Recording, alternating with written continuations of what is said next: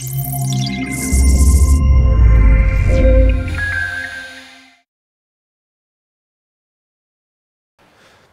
a small Dutch independent studio.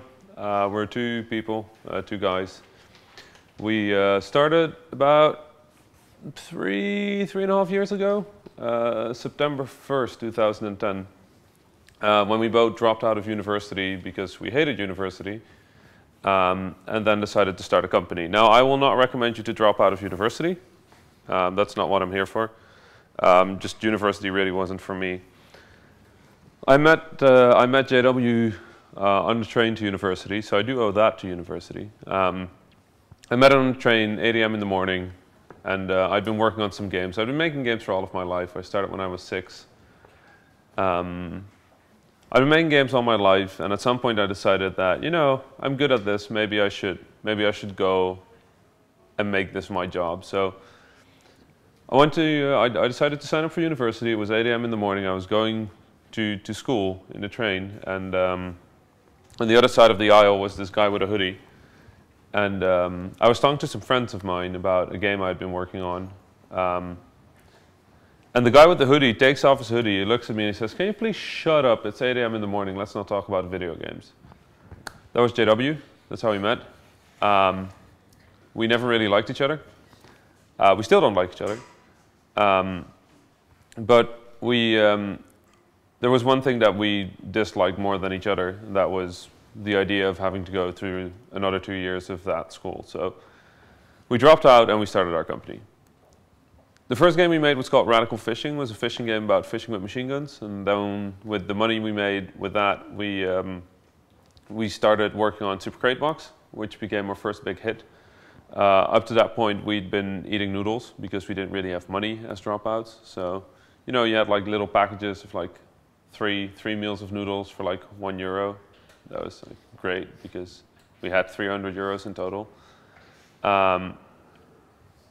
So we bought those. The duck ones are pretty good. The chicken ones taste like plastic. Don't use the chicken ones.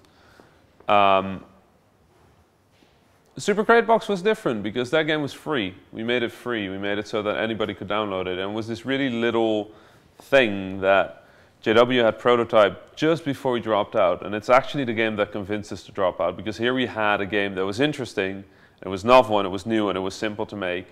It would give us a shot at being independent developers. So we could have charged for it, but instead of charging for it, we decided to make it free. And you know, in hindsight, that's a really obvious choice. You know, make sure that as many people as possible know about you by making the best thing you've made so far free. Back then it was a risky move, but we decided that having people know about us and about what we do was more important than earning money. So we released it for free. It got nominated for a whole lot of awards. We won a bunch of awards. We got flown out to San Francisco to the Independent Games Festival Award because we got nominated for that, which was a really, really, really, really big deal.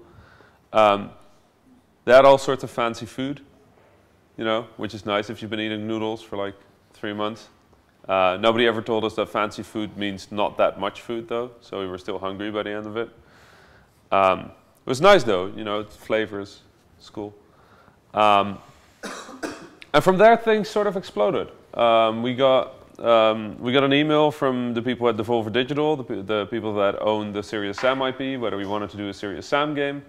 Venus Patrol reached out whether we wanted to do a game to promote their website. And we just started working on new stuff. So we kept jamming on little games. We made games in 2 days, and then we'd see whether they were good. We'd release a whole lot of them for free so that people will get to know that logo. And then we just kept going, and we just kept making games. And by now we are about 3.5 years in. Yeah, 3.5 years. We've made 18 games. Of those, 6 are commercial. Of those 6 that were commercial, 5 were scored with 80 or higher on Metacritic, and all of them earned more than they cost us. So if you look at Vlambeer as a company, we're doing really well. If you look at Vlambeer as a cultural icon, we're also doing really well. Not only because of the good review scores, but also because a lot of our time is spent on trying to help out other independent developers. So we try and go places. We try to go places like here and talk to people about the things that went right, the things that went wrong. But I do want to remind you, like right now, that everything I tell you here is just how we did it. That doesn't mean it's right. It just means that it worked for us. It doesn't mean that this is the truth, and if you follow these 3 simple steps, you will be rich and famous and traveling around the world and drinking Coca-Cola. It doesn't actually mean that. What it means is, here are a bunch of things that we did. Please retain this information, keep it in the back of your mind, get as much other information as possible, and then find your own way. I think find your own way is an important thing about this whole thing, by the way. You're all, if I get it right, you're all independent studios, or independent developers, or you want to be independent developers. Is anybody here that is not that? No? Good, wonderful. So let me tell you about independent development. Who of you knows the history of video games? Okay. So a long, long, long time ago, and in video games that means about 50 years ago, people had computers. That was great. And if you were really, really smart and a mathematician and a professor and you had access to a giant university with really, really expensive hardware, you could be a game programmer. One of those people decided that this cool screen thing he had could be great for tennis. That doesn't make sense, but they did it anyway, and they made Pong. So they made Pong, and that was pretty cool. So people kept making games. But they were still all professors and mathematicians and people that worked in universities. They were academics. They were not just developers. They were people that did research and then also hacked computers to do silly things like play tennis. And at some point that became such a big deal and so many people were doing that somebody realized that you could make money with that. So they started building machines specifically to do that. And that is sort of the trigger of the arcade era. Like people were having machines on which you could play games. That moves from the arcades into the home with the personal computer. And the personal computer was special because you could also program it really, really easily. You could have your computer at home, and your computer could play games, but you could also use that computer to make games. And that's sort of where I got in when MS-DOS was a thing. So I'm not that old, but MS-DOS was a thing. And the only way I could play my favorite game, in which you had 2 gorillas that threw bananas at each other, was to start QBasic, open the code for that game, and then run it. So there was not really a way to use computers without also being a bit of a programmer, right? This is the era of the Commodore 64 and MS-DOS and stuff like that, where everybody that had to use a computer had to have some intrinsic understanding of what a computer is and how it works. So more people started making games because now you could make games. And the interesting thing that happened is that some of them were really good at it. So these were just people sitting at home making games because they wanted to do that. And then at some point they were like, you know what? This is cool. Let's see if we can do this on a larger scale. So they organized into small companies. They called those companies things like Electronic Arts, stuff like that. So these little groups of people, they started to make games and they started to get better at that. And they started to earn more money. And these teams were like 2 to 4 people, maybe 6 people. You had the whole console boom, which was interesting, but it's not really relevant for us. Like, that's not really relevant for the indie gaming industry. It's relevant for games as a whole, but for us it isn't, because you couldn't program for a console all that easily. It was a big homebrew scene, but that's a different story. Personal computer was where it's at. And these companies kept growing, they kept getting bigger, the teams kept getting bigger, and the tools that allowed us to make games couldn't keep up with that. So at some point you just needed 30 people to make a game. And then you needed 60 people to make a game. And then you needed 100 people to make a game. And you needed the logistics, you needed the distribution, you needed to make sure that your CDs could go into the shops so that people could buy them. You needed to make sure that you had marketing, because why else would somebody buy your game? You know, you could just make a good game, but we'll get to that later. There was no space for us. There was no space for us as independent developers. And it doesn't mean that we disappeared. We were still there. Like, independent developers were still there. They were still making games, but they were doing it as a hobby because there was no way to earn money with that. Then came the early 2000s, because something important happened in the early 2000s, and it was a really simple something. It was the internet. I mean, the internet had been around for a while, but it wasn't really easy to use. It wasn't really fast. It wasn't really a good way to distribute stuff. We needed good ways to distribute stuff, and we'd been doing that with floppies. They're cool, shareware. If you played Commander Keen or something, you know, you got a demo. You put the disc in the computer, you played the demo, and then you were upset that you couldn't get the real game, unless somebody had the real game by accident. If you wanted to buy the real game, you had to get an envelope, write an address on there, put an amount of money in there with your address, then send it off, paying by postal card, and then get the floppy sent back to you. That was how that worked. Or a code, depending on what game it was. But through the internet, all that was suddenly no longer necessary. You just put your game on the internet, people found it, they downloaded it, and they could play it. That was a big deal, because now if you made something, you could send it to people. And if people could play it, you know, they could tell you what they thought of it. So the ways you could earn money with that started to increase again. We got access to ways to pay on the internet. That was also a big deal, and Steam was kind of a big deal because suddenly there was this one way you could pay for games online. And then the console sort of hopped back in there, like, oh, by the way, you can also download our games if you just make games for those. So as our ability to create and earn money was increasing, the technological boundary, the technological knowledge that you needed to make games was decreasing. You didn't need to be as good of a programmer anymore. You didn't need to be as good of a technical artist anymore. You could just go and make games. You could download GameMaker, you could download, well, Unity didn't exist, but you could download GameMaker, you could download any of the Multimedia Fusion, all of these little tools that allowed you to make games. And a lot of people took their knowledge from their daily job, whether they were an app developer or a software developer or whatever they were, they took that to games and then made games. And we started having little success stories. The first ones were free. There were games like Cave Story. Have you all played Cave Story? Who hasn't played Cave Story? Okay, required reading. Play Cave Story. Cave Story was made by a single developer in about 5 years in his room. His name is, well, most people know him by his nickname, Pixel. It's a really interesting game because it's huge. It's big, it has a lot of content, it's really well polished, it's really coherent.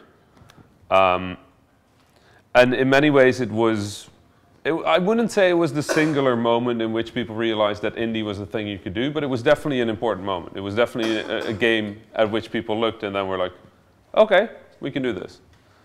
So here we were at the start of a revolution, right? We were at the point where somebody like you, or somebody like me, could go, sit down, learn how to make games, and then sell them. That's sort of where the story starts. That's where we start. But there is a big thing to remember about this. The people that make indie games, they make games because it is something they can do. They don't necessarily do that to get really, really rich, right? It's a thing that can happen. I mean, it happens to some of them. But the focus is the creative exploration. And yes, there is a business aspect to that. You also need that. And especially nowadays, you do need that. And I'm going to assume that most of you have the creative stuff down, right? You can make video games. Can you make video games? Is there anybody that cannot make video games? Like, that's not a bad thing. The cameraman can't make video games. Still a cool human being. So we know how to make games. I wish I would have had some time to see your games before this, but how many of you have released a game? Okay. The others of you, you're making games. You've never released a game. Is that correct? I usually make games for companies. So they're not they're for advertisements. But they're released. They're released. So technically you've released games. Is there anybody that has absolutely never released anything? I actually don't release, but I'm a freelance concept artist, so... So, yeah, technically your work has been released. Yeah. You? Mike is... We are about 2 months away from releasing. So Yeah, you're just about. So you've never released a game before, not a prototype, not anything. This is the first thing. Okay. So game development is this weird thing, right? You start working on a game, it's this cool idea, you work on it for a while, you see that, okay, this is interesting, let's keep working on this, and then you get to the point where you're almost ready. How many of you have had a release that was successful? What do you mean by that? How do you define Good question. success? Good question. How do you define success? I think it should be about commercial success. Okay. Have you well, made a game? To me, it's the joy of people liking it. Okay. Is Yeah. that success to you? Yeah, but Okay. but I don't think I But- don't think most of the people will join that opinion. Join my opinion. I don't care. Like, it's about your opinion. Yeah. So was your game successful?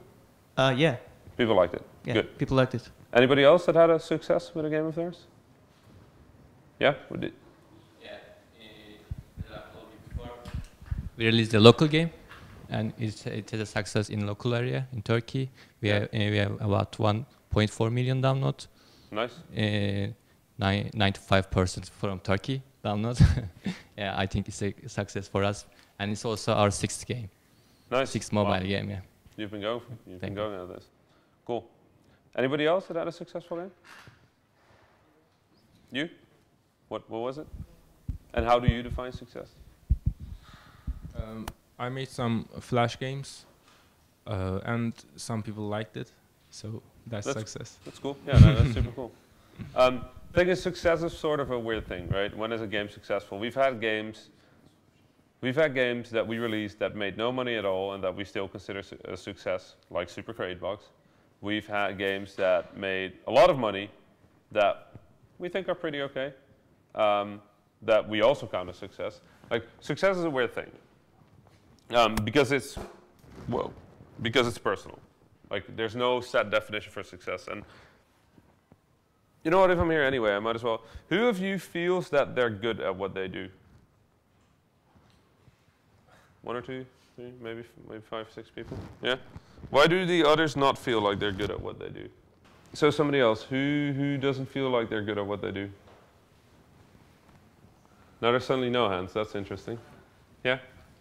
well, you can always like what you do, but I think if you don't get a recognition from it, you cannot verify if you are really good at it. Yeah. So Who of you believes that there is a objective way of measuring how good you are? Who thinks that you could say, like, I'm 30% good? Does anybody know what 100% good would look like? No? Okay. This is a thing, like, this is just a side thing that I sort of want to talk about. A lot of people that go into game development, they end up feeling like they're a fraud. Like, everybody will find out that they're terrible at what they do at some point. And I think everybody has that feeling. Like, everybody feels that way. I feel that way. I sit here, I'm talking to you people, and I'm just like, yeah, okay. I hope that they like what I say, because, you know, otherwise that would be pretty shitty. I don't actually know what I'm doing most of the time. So everybody feels that way. Like, so just completely side note, everybody feels that way. It's completely okay to feel that way. And the reason everybody feels the same way is because there is no objective way of saying I'm good. So you're always going to compare yourself to somebody that's better. There's nobody that's going to go like, look at what I made, it's much better than that person. Like, that just doesn't happen. What you do is, look at what I made, oh man, those people are so much more successful than I am. Or so much more rich, or so much better at this thing that I want to do. The thing is that doesn't matter. Nobody else can see those thoughts of you, and to everybody else, you probably seem better than they think of themselves. Like, that's just the way it is. Everybody feels like they're a fraud. Everybody feels like they're terrible. Everybody feels like they're tricking people, and they're not quite as good as everybody believes they are. Everybody believes that everybody else thinks that they're better than they actually are. It's a creative field. That's just the way it is. If you ever feel that way, Google for imposter syndrome. It's the official term for this. It's what they call it. It's just called imposter syndrome. It's okay to feel that way. I feel that way, and hell, like this, my life is pretty insane. Like, by now I should, at some point I should realize that if people keep flying me out to things like these, I'm probably pretty okay at public speaking, but I still feel like a fraud every time I have to do that. And that's just the way it is. Anyway, complete detour. I do that. If I talk too much, tell me to shut up. Video game. So you've made a video game and you're about to release it. Who of you here wants to make commercial games? So games that you're going to sell. Everybody? Not everybody? I see. Sorry? What are you making? Strategy game for mobile and browser. Yeah. And right now I'm planning to build my own company in like 5 years and make some games by myself to implement my own idea and my stuff going on. But it's still commercial. You still want to earn money with it. Yeah, sure. Yeah, okay. Anybody that doesn't want to earn money with their games? Okay, we all want to earn money. Good, because you need money. So, we are independent game developers. We have 3 resources. One of them is time. One of them is money. And one of them is smiley face. Those are the things we deal with. The first 2 are happily connected. The more money you have, the more time you have, right? If you spend, what do you spend to I don't know, what is the local currency, like the lire? Yeah, how much do you need per month to like not die? How much would you need to buy noodles every day? 1,000. So if you have 6,000, of that, you can go for 6 months, right? If you have 10,000 of that, you can go for 10 months. That's really basic math. So these 2 happen to be really interrelated. This one is you have to stay happy. As soon as you get demotivated or you lose, like, it doesn't matter how much of this you have, it's not going to be worth anything. So these are the 3 resources that we balance. I'm going to assume that all of you at this point are part of the university here, or did you start? Sorry, all of you have a company. How many of you have a company at the moment? Yes, or some, you know, some. Okay, how does that work for the others? You just make games on the side. My first time. Cool. So, which one is the problem for you? Like, who of you have problems with time? Who of you don't have enough time? There's like 7, 8. How many of you don't have enough money? How many of you are dealing with emotional stuff? Yeah. Okay. Good. Well, not good. I'm sorry, but so time is a interesting one. You can get time even if you don't have money. It just means that you have to have a side job. Having a side job distracts from this one, so you have to like keep yourself happy. So there's like an interesting thing that going there. If you have money, you can usually get time, but sometimes you need to spend so much time on getting money that you don't have time to make your own shit anymore. So there's like all of these interesting things happening. The important thing is you need to get to a point where, whoa, see, this is what I mean. You need to get to a point where this is coming in without doing that, right? That's where we need to get. So we're going to release a game because that's the way we earn money, right? That's the way where we want to end up. There's a few tips that I have for getting to that first point. One of them is if you have a side job that takes so much time that at the end of the day you don't have the energy to make a game, there's sort of a problem there, right? And I'm not saying jump ship. I'm not saying quit your job. I'm saying you need to be really careful with how you balance these 3 things. And you need to find a way for you in which you can work on this game that you want to make, get to a point where you can release it, and then actually release it without any of those draining you so far that you just go like, screw it, I don't want to do this anymore. Is there anybody here that ever thought, screw it, I don't want to do this anymore? Yeah? That's also, I had that at some point. Twice. 3 times. But one of them was because my colleague was being an ass. So that's also good. You need to be careful with that because the most valuable thing I found is motivation. Like keeping yourself motivated is really hard. And keeping a team motivated, if you happen to have a team, is even harder, because getting one person to be like, okay, we can do this, is a lot easier than getting 4 people to work together and all work towards the same thing and not try to murder each other. Yeah, you nod. You have a company, don't you? Yeah, yeah. I know that phase. It's the, oh fuck, I still have so much shit I need to fix. Yeah. That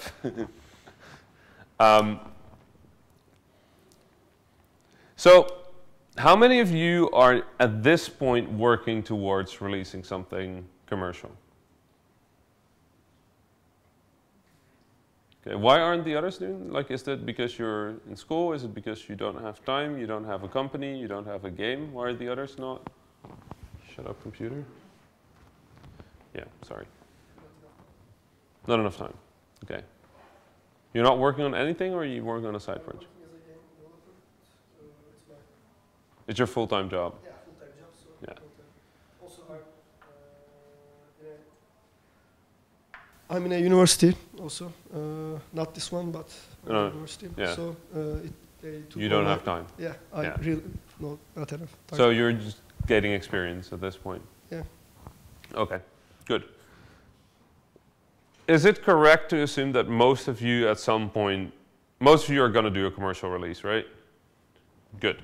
What I want to talk about today, this was a really long intro, wasn't it? This thing doesn't move? Well, screw it. Just have to remove my logo. I don't want to remove my logo. What I want to talk about is how do you make sure that people know about you? I'm going to leave my logo, screw that. I like it. So, why do you think I draw this?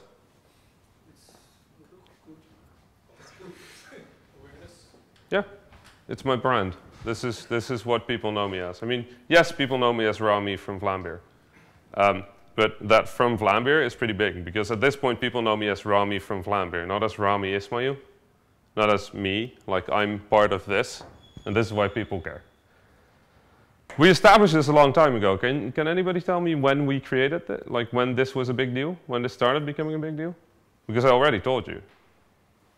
Ridiculous fishing. Before that even. Super Crate Box. Yeah, Super Crate Box. We released Super Crate Box for free for one reason. We wanted this to mean something. So let's talk about names. Our company is called Vlaambeer. Does anybody know what it means? Yeah, it means flame bear.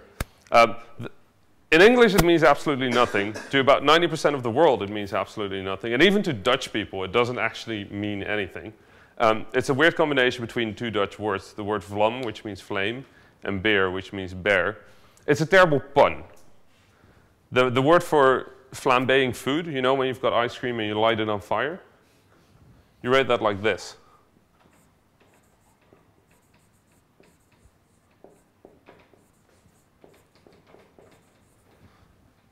Right? So if you write it with a V instead,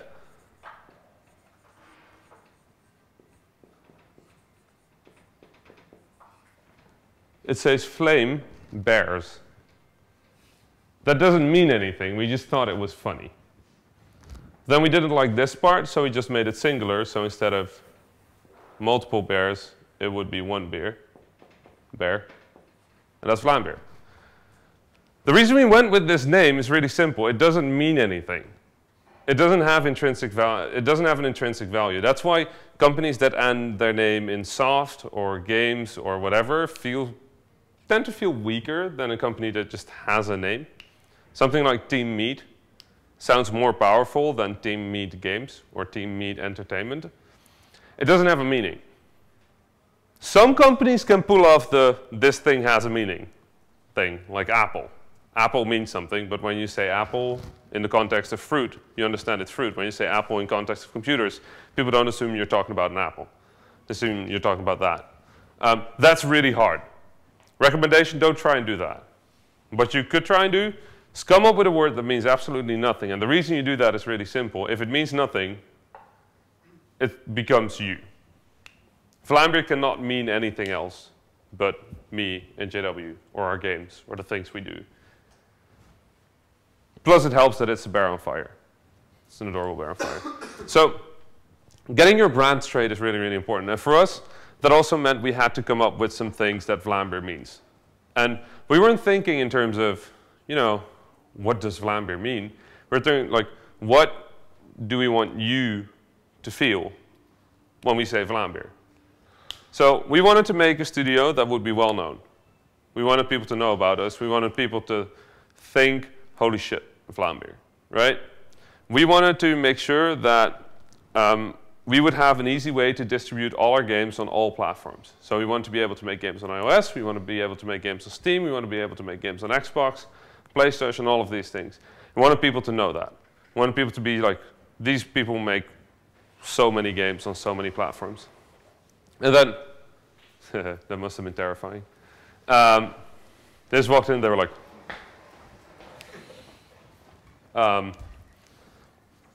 and the biggest thing is we wanted people to think of Vlaambir as a good thing. We want people to think of our company as a force for good, as people that try to help.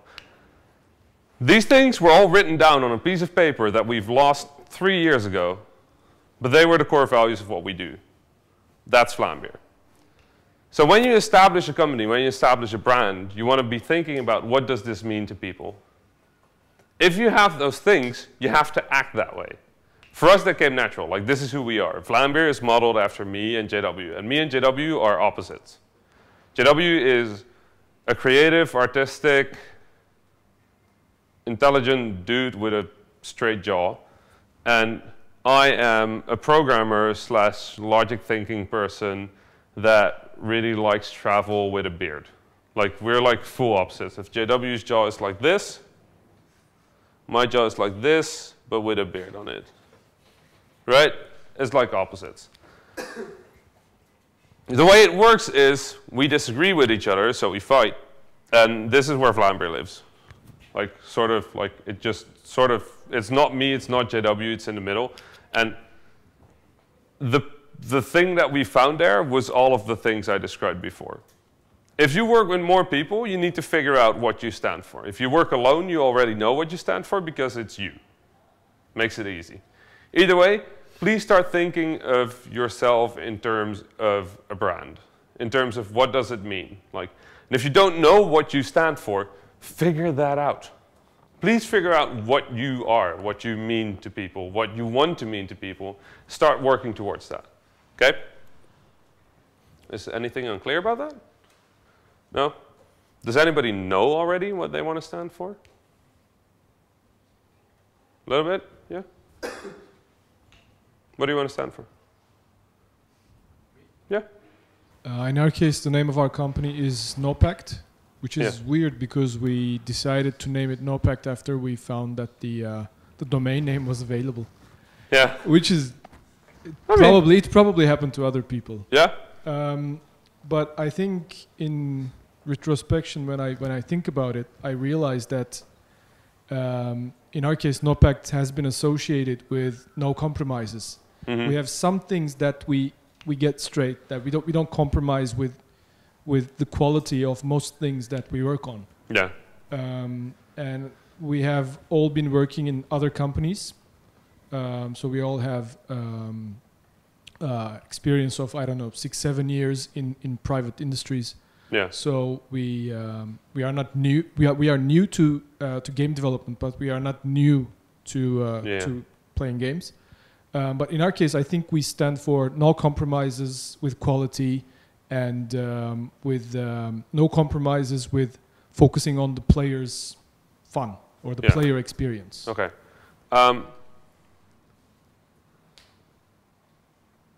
Beyond that, is there anything else? Because for the time being, it's I don't have, off the top of my head, I don't have anything else. Yeah. But when I think about our game, for instance, we try to make it as full of action as it can be. Yeah. So I get the feeling we are moving towards action games, but I don't know what the future holds. Okay. So. Okay, no, that makes it easy. I had a thing I wanted to mention later on. I'm going to mention it now. Also, if I ask you a question, I'm going to be mean with answers. That doesn't mean don't give me answers. That means like it's okay if somebody gives a mean answer. In your case, one of the things I want to mention is don't mention things that everybody else would also mention. So when I make a game, do you think I make compromises on my quality? No. Do you think that the player is not at the core of what I do? It's also at the core of what I do. Every game company does that, and every game company has those same values. They're good values. They're really good values. Keep those values. If you lose those, you're in trouble. But if somebody asks you to differentiate yourself, you need to find something that's different. In our case, it is me and JW are opposites. We don't like each other, but we have one thing we like. It's bad science fiction and arcade games. All of our games fit in that. Even Ridiculous Fishing is effectively a bad science fiction game, and it's nice. I can explain that really, really quickly. What makes Vlambeer unique? That stuff makes Vlambeer unique. How did we start? That's an interesting story. Like, there's an interesting story that's different from your story. So I never talk about the things that everybody else does, because everybody else does them. I'm never going to say Vlambeer makes good games, because everybody that would have any attention at all makes good games, right? I'm not going to say that we make games of that we intend to make games of high quality, because if somebody's trying to make games of low quality, I don't know what the hell they're doing here. Anyway, did anybody else have a brand of their own? Can I just add something? Yeah, sure, please. Now that you've given me feedback, I'm thinking. Good. What is unique about us is that we are 4 people and we know each other for 20 years. That's a pretty big deal. Yeah, we are friends from high school, so that it must make for a nice cooperation. Yep. Or a terrible cooperation. Depends on whether you liked each other for 20 years or not. But it was shaky in the beginning, but now it's nice. working out well. Yeah, that builds. Does it mean you also have the same taste in video games, or like are you completely different? Oh, that's cool. That's cool. Anybody else? Don't be scared. Nobody? Nobody else has a brand of their own? Nobody knows what they stand for? Well, in that case, I'm just going to pick somebody. You. Well, what should I say? I don't know. Not yet. Not yet? No brand? What are your goals? What are my goals? Well,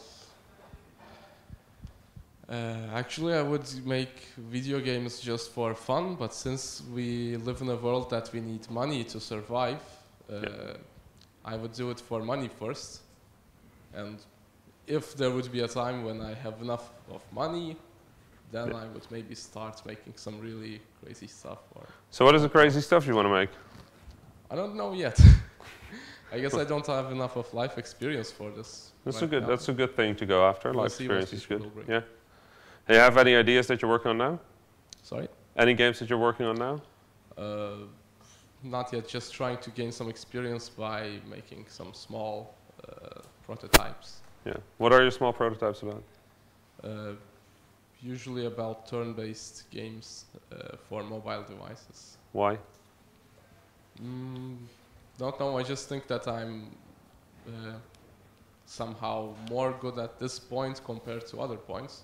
So I'm just trying to train myself with this. Yeah. Why do you think you're better at that? Sorry? Why do you think you're better at that? Just played a lot of them? Do you like them? I can't say that I'm so much of a addict to those games, yeah. But I think it's, don't know, it attracts me somehow. Just that. Figure out why. And while we're at the subject of why is your biggest question? Why is the biggest question you can ever ask yourself? And it's the biggest question you can ask yourself in pretty much every circumstance possible. Why? And the reason why is important is because it differentiates 2 types of people. You've got the type of person that accepts things the way they are and just goes with that. And you've got the type of person that makes conscious decisions about everything. To make decisions, you need to know why. So if I ask you, why do you make games? You better have an answer, because if you don't have an answer, why are you making games? I'm not saying that you need to have an answer off the top of your head. I'm not saying these are easy questions. I'm saying that these are questions to which the answer evolves, of which you're never quite sure, of which you might never find the actual answer, but you need to be thinking about them. And why do you need to be thinking about them? Here we go again, why? Why do you need to be thinking about them? Because knowing those answers or moving in the direction of these answers gives you direction. if, and I assume we are, if we want to be independent developers, if we want to make things that are our own, we have to understand ourselves. You can't make something without knowing who you are, why you're doing things, where you're going, what your direction is. And getting experience is a good goal, but you're getting experience to where? Where are you going? What are your goals? Why are you doing this? Those are important things to know, and those are important things for everybody to know. Who of you is working on a game? Why? Why? Tell me about your game and tell me why that game. What? Oh, you were working for a company, right? You're not working on your own. Who's working on their own game? Sorry about that. Okay. Well, oh, you go. Okay. I found a great idea. I want to make it happen and show it to the people and so see them excited as I am. Yeah. Why do you think it's a great idea? I don't know. It's feeling good. Why does it feel good?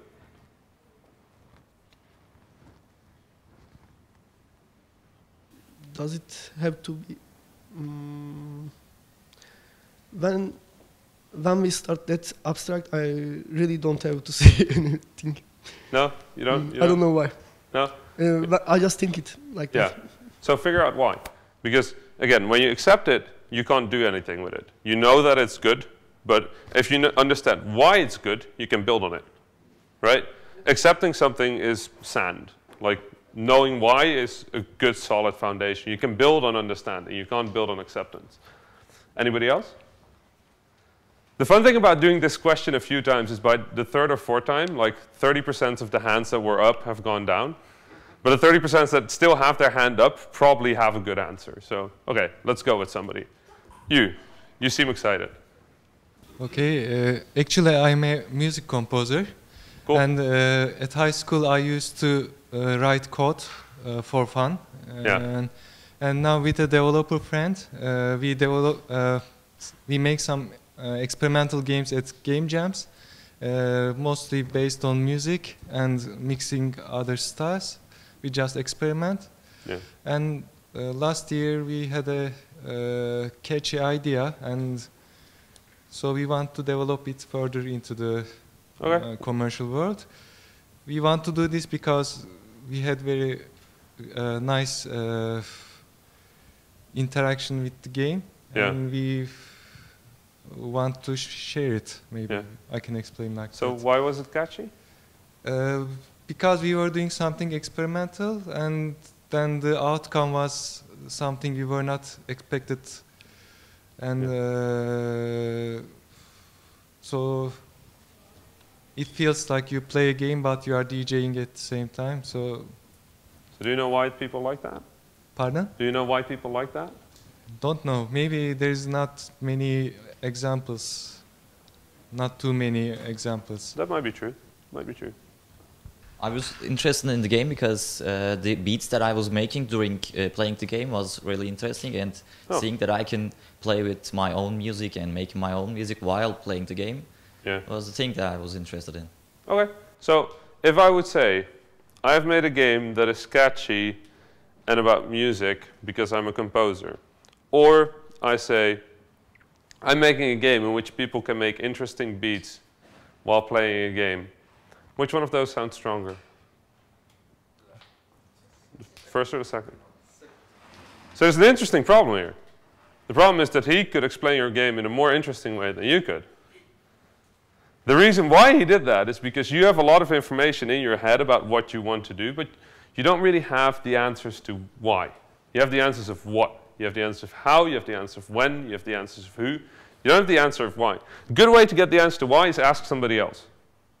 Ask them to spar with you. Ask them to give you an answer to a question that you don't know. If I want to know why I make video games, I'm going to ask all of you to tell me why you make video games, and I'm just going to see like where I agree. Maybe I disagree with a bunch of what you say, and I'm just like, okay, that's not it. That's not it. I'm not making games for that reason. I'm making games for the other reason that that other person mentioned. So if you're ever stuck and you don't know the answer to why, just ask somebody else. See what happens. So this actually goes for a lot of things. You need to be able to answer questions quickly. You need to be able to answer questions quickly, not because you have to be really smart at answering questions quickly. You need to be aware of the questions that surround your game. So I'm going to ask you to do something really simple. You all have a game you're working on. I don't care whether it's your own. I don't care whether it's commercial. I don't care whether you like it or whether you don't like it. I'm going to point at somebody, and I want them to explain the game in 3 lines. 3 sentences. Short sentences. I don't want anybody to go with like 500-word sentences. I just want you to explain your game. For example, Luftrausers is a 2D monochrome dogfighting game about being the best fighter pilot in the world. Okay? Ridiculous Fishing is a game about fishing with machine guns. Okay? Your game. Start with the name of the game and just go from there. Game is called Pits and Planes. Bits and Planes is... And it is a side-scrolling plane racing game with farm animals racing each other. Okay. Somebody else. Just give the microphone to somebody and let them do it. I'm working on a MMO which you run around in real life. Do you have a name?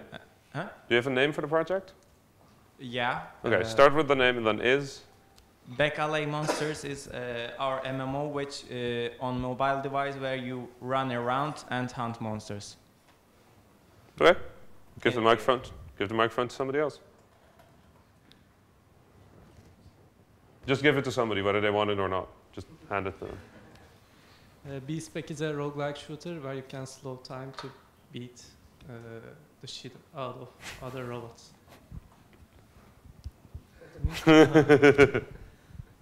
Light Fantastic is a puzzle platformer which is about I'm not sure which is about surprising the player.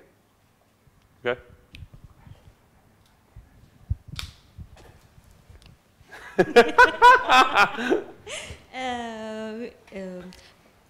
It's not a certain name. I mean, just use whatever works for you. Pyrobots versus Odovidos. It's a match 3 game with tower defense elements. We are defending indigenous Odovido tribe. It's line 2. They are attacked by bad pirate robots. That was line 3. Good. One more. We don't have a name yet. It's a puzzle game with light and mirrors. So with? Light and mirrors. Light and mirrors. Okay. So we had a bunch of pitches here. That was the first line of a pitch. And a pitch exists out of 3 questions. The questions are what, why, and why me? Okay, we've answered this one, and most of you did it in 1 line. That's good. Did anybody here of any ideas they found particularly interesting? Does anybody remember any of the pitches? Yeah? You pitched the game, didn't you? You pitched the game halfway through, didn't you? Yeah, okay. Does anybody remember what the pitch for that was? It was an MMO game where he used to live monsters. Good. Is it location based? Yeah. Okay. You have to ask. Yeah, you have to ask. Okay. So something to work on. You want to make sure that when you used your 1 sentence, people remember that. I'm gonna hope if I did well, most of you remember what Luftrausers is. Most of you also remember what Ridiculous Fishing is, right? The reason you remember that is because they're silly. They're dumb. It's like Ridiculous Fishing is a game about fishing with machine guns. People are going to remember that because it makes them go like, wait, it is what?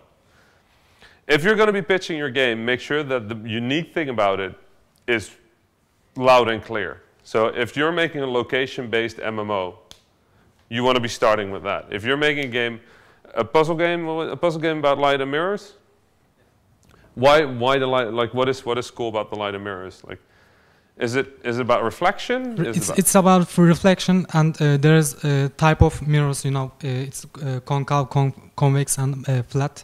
Yeah. It's about that types. Yeah. So reflection. That sounds really interesting.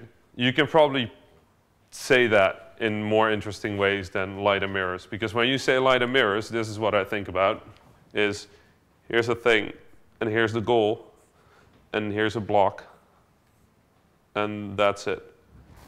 That's right. Yeah. Yes. But then you have all sorts of different types of mirrors. Yes. So you could also have, I'm going to assume, something like this. Is that a type of? Yes. Exactly. That's really interesting. That I've played a million times. So I want you to tell me about this, not about that. Sure. Same thing. Don't tell me things that people are already doing, because people are already doing that. So we've got question 1. What? Question 2. Why? So microphone. Pass it around. Everybody's working on a game. I want in one sentence. And I don't want long sentences, short sentences. Why are you working on this? We are working on a duel game. It's fast, and I don't believe there is any good game on mobile that you can fight. And fighting games like Street Fighter is not controllable on mobile games, so we are changing the controls as gestures, and it's really fast. It's location based and has a ladder. So. Okay. Who of you believe that that was one sentence? Yeah, 4.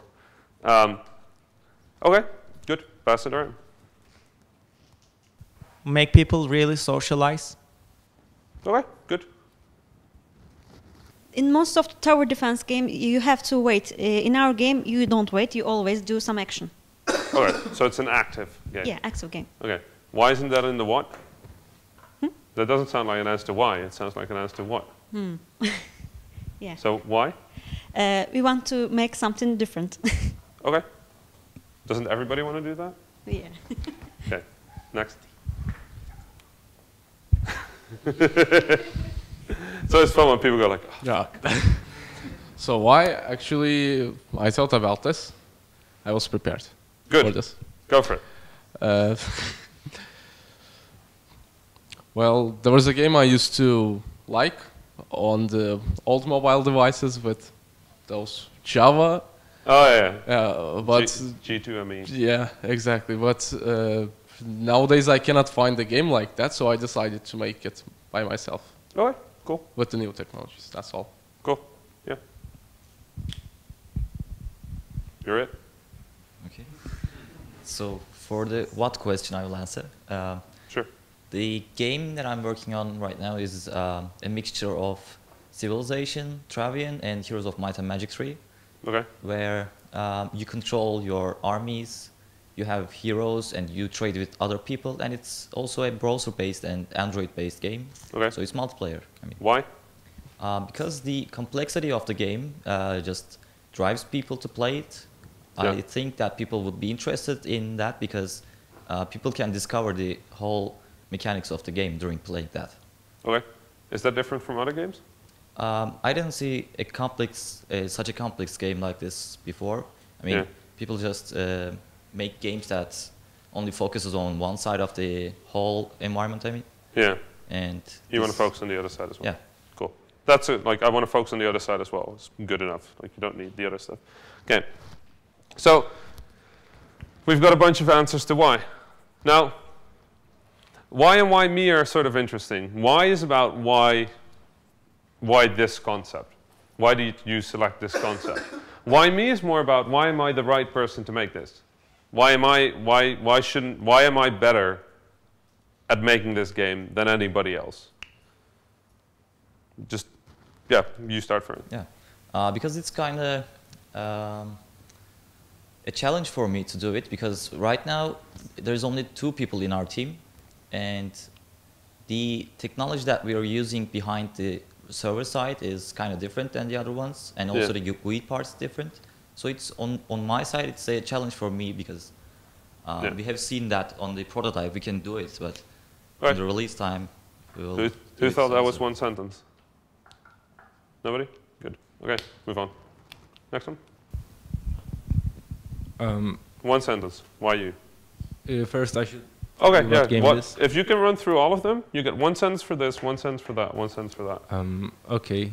I don't really have a pitch line, so the game is just a 2D adventure game with heavy narrative which tries to be really meaningful to the player through metaphors and stuff. Yeah. Why is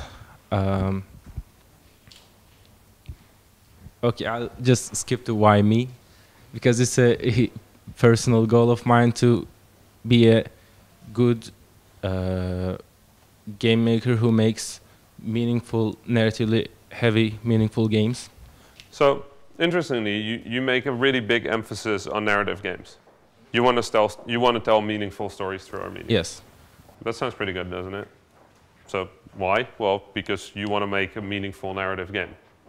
Why are you the right person to do that? Because I'm more creative that way. Okay. That's a interesting answer, but yeah, sure. Okay. 2 more. Let's pass it to him in a moment. He's been sitting there. First, let me answer what. Yep. I've been working on a game that tells about life with using planets in space. You play a planet. The why is because I want to simplify the way people look at life, because people overcomplicate life, and I just want to show them how simple we live in this planet. Why me? Because I write a lot of stories and I can tell stories, and also I cannot draw really well. So using simple shapes is a really nice limitation to create different kind of art on the game. So that's why I'm working on it. Okay, good. That was pretty good, wasn't it? Yeah, people agree? Yeah, that was good. Okay, so here's the thing. These three questions are really important. They're important because they tell you what the game is, why the game is being made, and why people are the right person to be making it. These are the 3 questions that sell a game. These 3. All the other ones, they're fine. These are the important ones. And why are these the important ones? Because they tell people everything they need to know.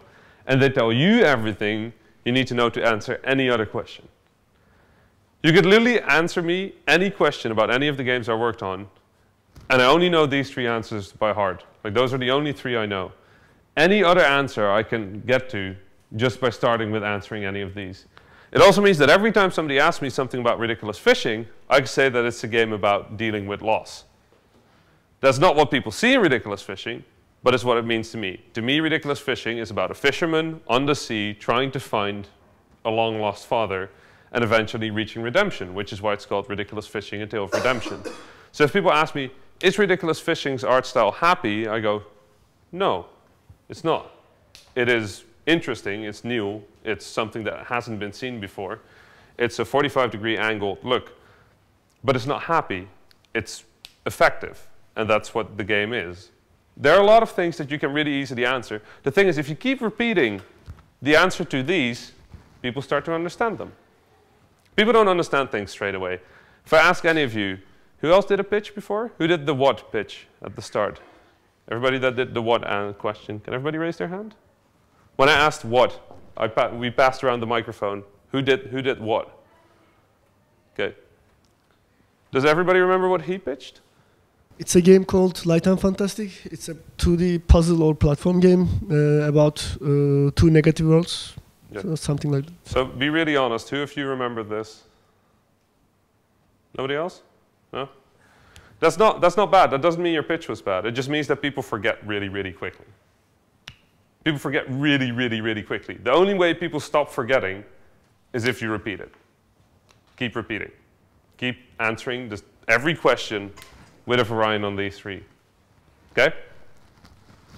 So, the way this works is you want to be able to fit these into 3 lines. And you want to know those lines so well that if you're walking down the street and I'm hiding behind the street corner with a bucket of water and I throw it in your face and I go, what is your game? You should be able to answer these.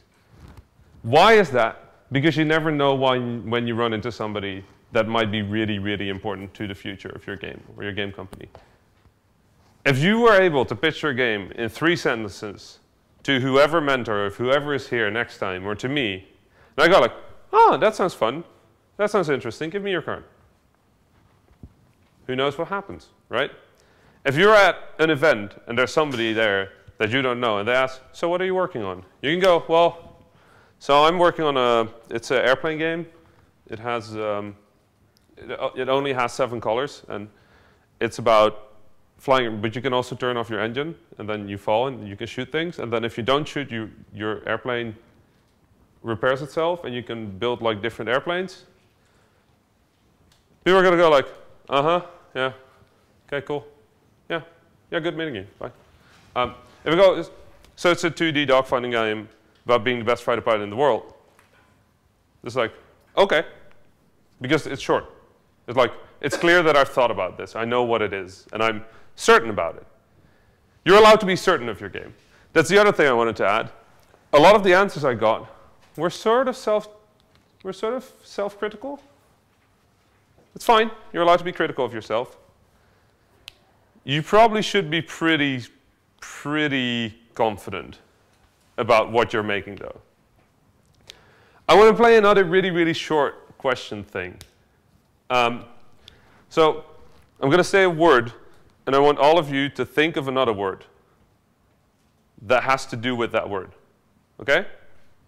Can we do that? So I'm going to say sun, as in the big ball of light in the sky. What word did you come up with? You?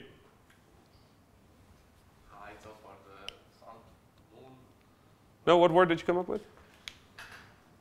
Any word is good. Sky. Sky. You? Desert. You? Daylight. You? Sunset. You? Sunflowers. You? Light. You? Radiation. You? Vampire. Did anybody have the same word? Which word did you have? Moon. So in a group of, how many are we? 20? Nobody had the same word except for 2 people. We can do this over and over again. We can do this an infinite amount of times. I could say water, and all of you would probably have a different word. We can try. Let's see what happens. Shadow. Fish. Drop. Bat. Boat. Rain. See? It's a problem with words. When you say platformer, Jump. Level. Platform. Character.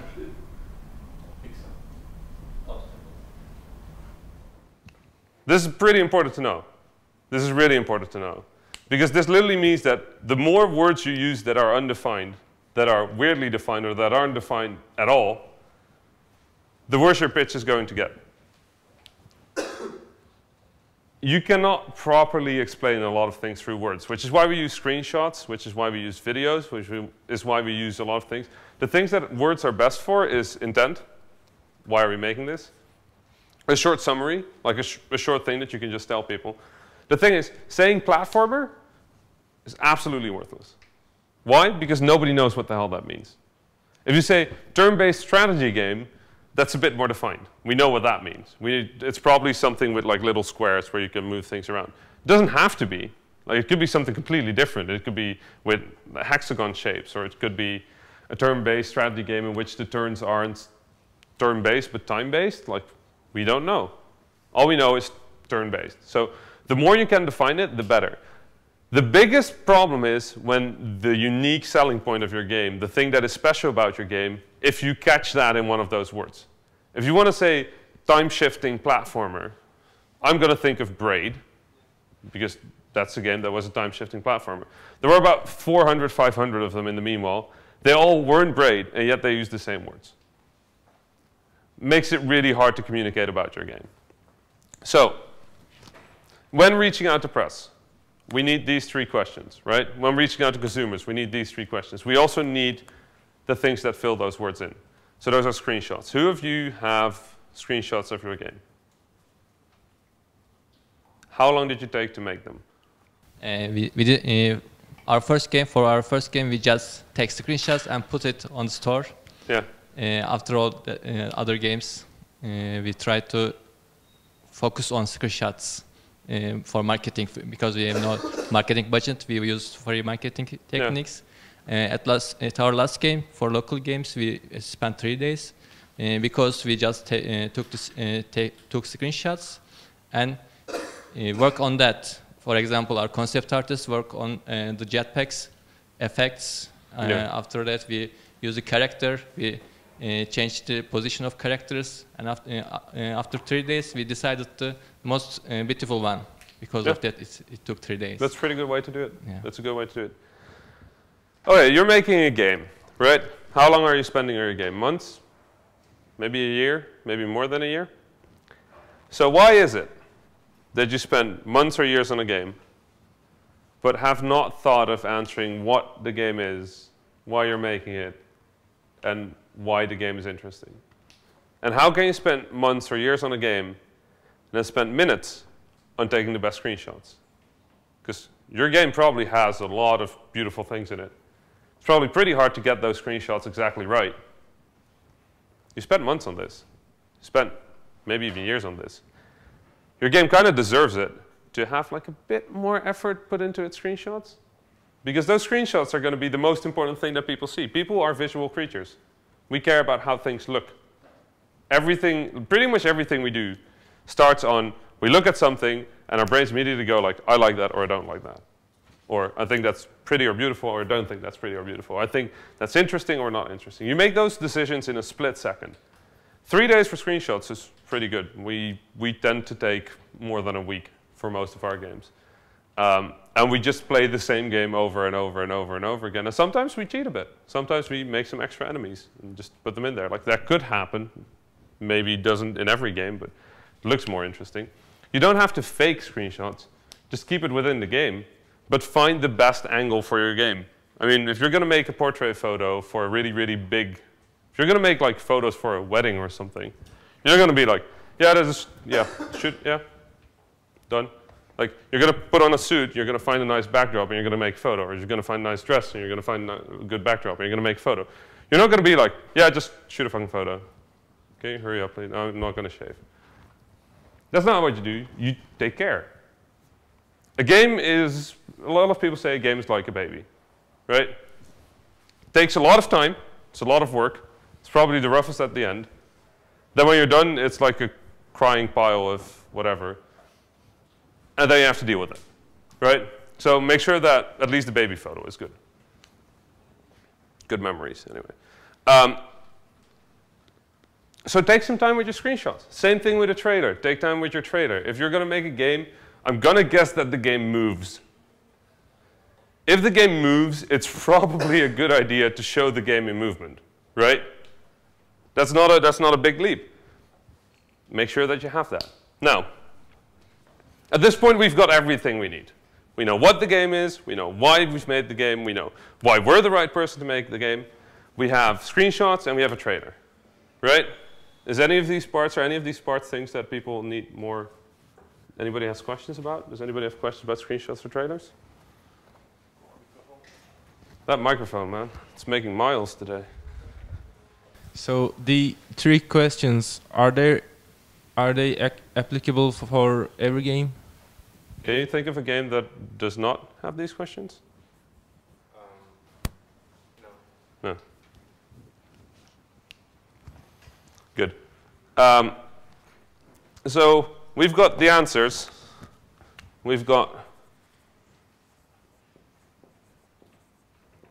visuals. Is there anything missing?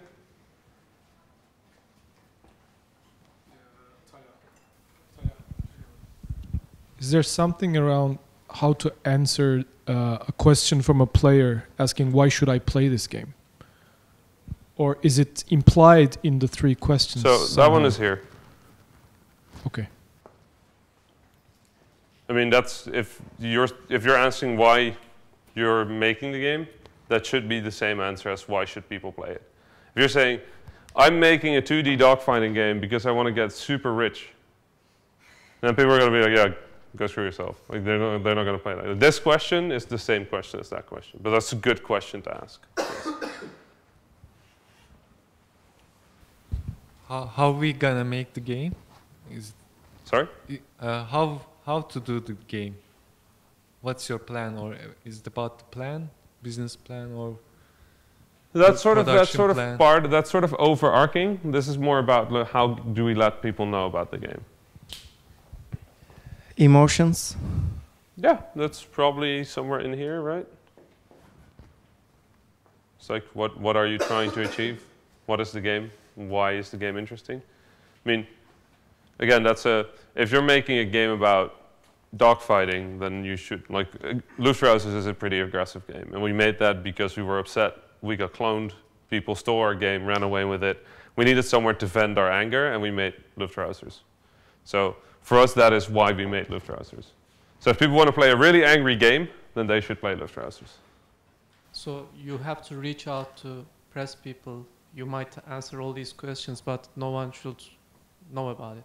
Yeah, so the final thing you need is the final question. Who? So you've made a game.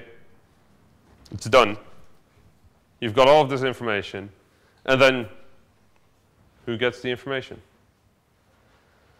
Any of you, have you done a press release before? No? I use press kit. Nice. So, yeah. You done a press release? Not for games, but for like music bands. Oh, cool. Yeah. For music, cool. Nobody's done a press release? Okay. Here's how a press release works. You get contacts. How do you get contacts? Does anybody know how you get the email address of somebody who writes for the press? Check the website. Yeah, you just search for it. Most writers have an email address on their website. A lot of them have a general email address for the site. So Rock, Paper, Shotgun, if you're making a PC game, it's just tips@Rock, Paper, Shotgun. Polygon has the email address for each writer available if you want it. Kotaku has the email address right on the article, if I'm not mistaken. It's not that hard to find. You can find people on Twitter. A lot of journalists have Twitter, so just Google for just search Twitter for their name. If they show up and they're the right person, you can reach out to them. So what you do is you start making a list. You start making a list of really specific people. Can anybody tell me what I select those people on? Why would I add somebody to the list and not somebody else? If they're reviewing games similar to yours and they're sharing some interest in what you're making? Yes. I might add to that if they're reviewing games like yours and being positive about that type of game. You also have review sites that are just completely about bashing certain types of games. I wouldn't send it to that. What else? Anybody else? Interest is a good one, because that's effectively what you're saying, interest. Their reach is also important. Reach? Well, one more. Yeah, whether you already know them or whether they've already reviewed a game of yours before. Yeah, so if there's a connection. Those are actually the three things I want to mention, so thank you. Does anybody have a list? No? No? Yeah? One? A couple. Okay. So here's a challenge. You're making a game, go on the internet, find 50 people. Sounds like a lot. 50 is really doable. Our press list at this point is about 1,600 people. And I have that organized by name of website, amount of times they've written about earlier games, which earlier games they've written, which platforms they write about, how much reach they have, and what priority do you have, and whether I like the people or not. But don't tell anybody that isn't there. But I have that list. And if I need to send something, I can order it, I can filter it, because Excel allows you to do that. I want sites that write about PC games, of which people have already reviewed like 3 or 4 of our games, and I want to really like that site. I just go, I get 4 responses. Out of a list of 1,600, I get 4 or 5 websites, I'm just going to send it to them, right? That's how you can do press releases. The thing is, you need to get a list, and you need to start emailing. And that's a pretty big point that we're going to reach later. And this is the point where I really have to kill the flam beer. Oh. Because I don't want to remove the... Oh, I'm so sad about this. I don't like this. It's not cool. I'll draw a new one. So, You can all write an email. Sorry, give me a second.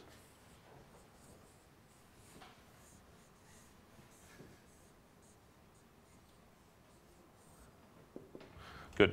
You can all write an email, right? You're all capable of writing an email. So, how do you write a press release? How do you email the press? So, I'm going to pick somebody. You, middle, you. Can you tell me, imagine, there's a random person and they work for Polygon. Polygon, a big gaming website. GameSpot, IGN, I don't care. Big gaming website. It's 8 a.m. in the morning. They've just woken up. What are they going to do? I will say we just released a game. No, what do they do? Sorry? So what does a person that works in the press? Mm-hmm. So I'm a journalist. Mm-hmm. What do? I wake up, 8 a.m. 8 a.m. Do I make coffee? Me? No, would I make coffee? Ah. Sure, I will drink coffee. And yeah. Breakfast? Maybe. Yeah. Turn on my computer? Yes, sure. What do? I will look my emails. Sure. Yeah. Probably other things too? Twitter? Sure, Twitter, Facebook. Check if something happens. I'll check. Yeah. Check Skype or Twitter or not Skype. Twitter. No? Twitter. Okay. What? And what do you do then? How many emails do you get? Usually 1 or 2. When you're in the press? If you're a journalist? Press, I don't know, hundreds. Yeah, hundreds? Every morning? Every morning, yeah. Yeah. How much on Twitter, you think? Twitter, thousands maybe. I don't know. Sounds about right. Okay. So you have 1,000 emails. Mm-hmm. And you have 100 emails and 1,000 Twitter things. Mm-hmm. How are you going to pick what is interesting or not? In Twitter, first I will look profile picture. Yeah. It's important. Yeah. Then title, first word. First word. The title. Yeah. Okay. So do you read the emails? No. No, you don't. Not actually. Okay. Okay. It's pretty important to know, right? Nobody reads the email. What they do is they read the title. If the title isn't good, they don't care. So, give the microphone to somebody else, please. So what is the first word of your press release? What is the first word of the title of the email you send? It's the first word. They're going to look at that, and if it's not interesting, they're going to continue. Okay, it should be informatic. What? It should be informatic. Yeah. So it should be about the release of the game. Maybe. It might also just be other news. And also maybe the answer of this what question should be in the title line. So do you remember how I asked you to answer the what question? Yes. One sentence. Yeah, do you remember what the first word of that was? Name of the game. Yeah. Start with the name of the game. Or with the name of the company. I don't care. Vlambeer. Because nowadays people know Vlambeer, so I'm going to start with Vlambeer. Because when the press sees Vlambeer, they're like, oh. Okay. When we started out, I'd start with the name of the game. So radical fishing. They're like, what does radical fishing mean? They might click on it. That's just the first words, right? The rest of it also has to be good. So radical fishing, a game about fishing with machine guns to release on Flash was our first game. People read that and they go like, what the hell is wrong with these people? And then they click. That's what you need. You need them to click. So you need to be really good at writing that one sentence. The way you do that is you can spend 3 days on that. Just like the screenshots. That's totally fine. We're talking about your one shot to send an email and have somebody read it. If you just send something, so the wrong answers would have been urgent, or press release, or important, or news, or anything else like that. Hello is also wrong. Please read is also wrong. Help is also wrong. Kickstarter is also wrong. The reason these words are wrong is because everybody could use them. And again, if we're going to do something like this, we need to be talking about what other people aren't doing, not about what other people are doing. You want to be different, not the same, because a lot of people can write really good subject lines that are exactly the same as everybody else. Good. We've got them to click. Okay? So we've got the title or the subject. They clicked. Good. They're in our email. So they get a new window, and our text is there. We start politely. We say hi, right? Hi, the name of the person we're emailing. We're not going to do a big mass mailing. We're not going to send 1,000 emails at once and just be like, hi, reader. We're going to put the name of the person there. If the person you're sending the email to is named Russ, you go, hey, Russ. If the name of the person you're mailing is Ben, you say, hi, Ben. If it's Alexa, you say, hi, Alexa. Hi. You know, just be friendly. Now, the first sentence is important again, because we've got 1,000 of these. There's probably 20 or 30 of them with an interesting headline. And I need to write 4 articles today, because otherwise my boss is going to get really upset. So I've got time to write 4 articles, and here's an email. OK, I'll check it out. First sentence. We have a pretty common structure in how we do that. The way we do that is we do date, comma, place, dash, and then we do something called the lead. We write that like that because whoever came up with this word was an idiot. You could also write it as lead, and that would do the exact same thing. Can you guess what the lead is? OK.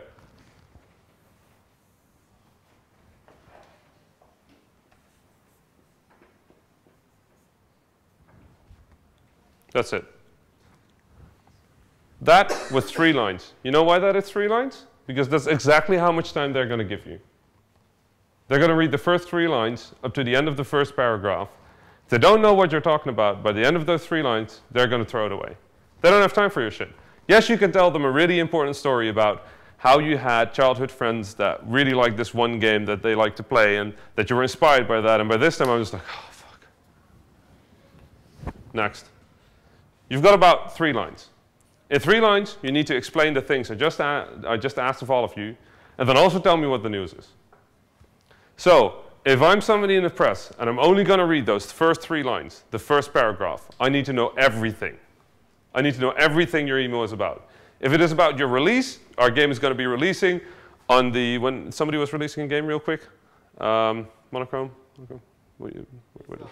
Oh, he's not here. Somebody was releasing a game in like 3 weeks, 2 weeks. That needs to be in the first 3 paragraphs. The date, the price, the platform, everything. If I just read the first 3 lines, and I copy paste that, and I put that on a big website, that needs to be enough. Okay? That's important. Ow. Who put that thing there? Anyway, so you've got this. They continue from here. Here, you do explanation. This is probably unreadable. It's fine. So here you put more stuff. And then the 3rd paragraph, you put even more stuff. And then the 4th paragraph, you put even more stuff. You don't have to have many paragraphs. I would recommend having 2 or 3. That's what people mostly like. Then at the end of it, you tell people who you are. Whoa, who am I? And we call that a boilerplate. A boilerplate in our case is Vlambeer is a Dutch independent studio consisting out of RAMI Ismail and Jan-Willem Nijman. They started development in 2012 after dropping out of school and are best known for Radical Fishing, Super Crate Box, Gun Gods, Luftrausers, Ridiculous Fishing, and the upcoming games, Nuclear Throne. Right? That is who we are. That's who we are in about 3 or 4 lines. You put that at the end. Why do you put that at the end? The news article reader is like, this is cool news. Who the hell are these people again? They know where to expect the answer to that, right? This one, you just have to believe me. This is the way it is. You put 3 times a hash. That means end of press release. Why? I don't know. Nobody knows. This shit just sort of happens, right? This is what people expect. If you use press release services, this is until where they copy the email, and then everything after that they cut. I don't know why it is. I don't know why it is that way. I don't really care why it is that way. That's the way it is. Everything after here, they don't include, but you can put information there. So you can say, if you want an early access build, or if you want to play it, hey, people of the press, if you want to play an early version of this game, it's available right here. Or, hey, press, if you need access to a bunch of screenshots or a secret trailer that we're going to be releasing in 2 weeks, that's here. You put all of that stuff down here. What have I forgotten? What is really, really important? Website. Yes, we said that. Good. Everything I need. Everything. Email address, phone number, website, link to other information, link to a press kit. We're going to get to press kits in a second. Link to a press kit, link to everything I could possibly need. This is how you write a press release. Why? Because this is the way you waste the least amount of time. If after 2 lines they're like, I don't care about this, they can drop it. They don't hate you, you don't hate them. If they read the entire thing, and at the end of the thing you go like, so this is actually only an idea, but hey, we wanted to know whether you're interested, then they're going to hate you, they're going to block you, and they're never going to email you again. If you write a beautiful email like this and you don't get an answer, what does that mean? You're doing this shit. No. They're busy? Yes. They're too busy for you. That's not a big problem. Sometimes they're too busy for me. And people think of us as pretty well known and famous and stuff. If Halo 5 launches, they're not going to be writing about our stuff. If the Xbox One gets announced, they're not going to be writing about our stuff. If there's a really big indie game launching, they're not going to be writing about our stuff. Does that mean they hate us? No. Does that mean our email was bad? No. Does it mean our game was bad? No. It just means that they didn't have time to write it. Sometimes it's just that they only got to write 4 articles that day. You happen to be number 5. Sorry. They're not going to write about your old news the day after because, you know, there's 100 new emails and 1,000 new tweets the day after. So they're not going to read that again. They're not going to keep that. They're just going to drop it. No longer news. How do we fix that? Yes, you send it again after like 2 or 3 days. It's fine. Nobody cares. If you're worried that press will hate you because they're not answering, if they hated you, they would send you an email telling you to like get the fuck out of there. Like they will not just be like, this person is emailing me again. Let's just not respond. They don't do that. They get angry. Of course they do. Their email is where they find their news. If you're going to keep clogging it with the same thing 100 times, yeah, they're going to get upset. Send the same thing a few times. Like maybe 2 or 3 times, not 100 times. Yeah. If you get blocked by an... you just send it to a colleague. No. I just want to ask, do you know if you get blocked? Because do you get a notification that your mail is not sent there? No. Nope. They just put you in the spam filter. Okay. It's fine. Yeah. Do you include screenshots in this mail, in the explanation part? No. So that's the part where I'm going to. Good. Thank you for the bridge. So one thing you do not do, see, this is a good bridge, is you do not attach items. Anything. Not any file. Why don't you do that? A bunch of reasons for them. It makes your email big. You don't want that. A lot of press actually has virus scanners, and they're pretty strict. A lot of press has really strict virus scanners. Why? Because they have 100,000 press releases with confidential information that is worth millions of dollars. They're going to be really careful about what files they do and do not accept. Often, any email with a file attached to it gets bounced. Sometimes you won't get any notification of that. It's logical if you think about it, right? Like if I were running a company with access to thousands of emails full of confidential information, would I allow people to send me files?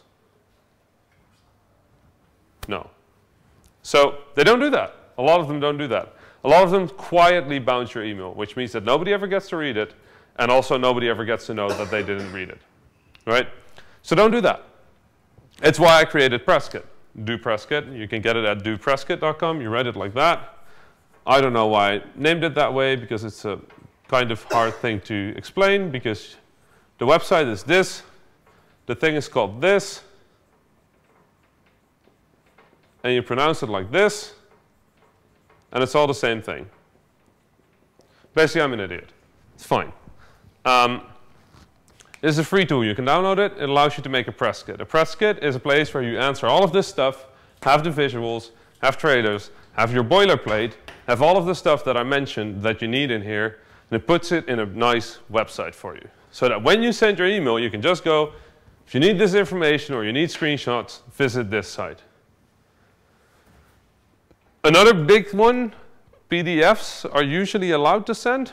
Screw that. Don't ever use a PDF. I've seen people put their entire press release in a PDF.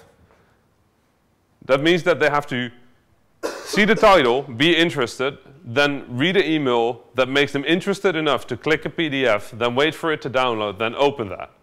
They're not going to do that because the amount of times they've been disappointed by that are several hundred. So they just gave up on that. So everything plain text. Plain text in your email. No bullshit. Just here's the text. That's what you need. If you want to make this pretty, you're doing that in the wrong place. If you want to make this look good, you're doing that in the wrong place. This is not about looking good. This is not about making it sound amazing. This is about, here's the news. The press is your friend. It's also not your friend. What I mean by that is really simple. The press is trying to get people good games. Hopefully, you are the creator of a good game. So the press is trying to get your game in the hands of people. It means our goals align. That's beautiful. The thing is, the press isn't actually about games. Who of you think the main goal of the games press is games? Who of you think the main goal of the games press is news? It's news. Why is it news? Because a good game is cool. A good game with a story is better. A good game without a story is not interesting. A bad game with a story is actually kind of interesting. What these people deal in isn't games.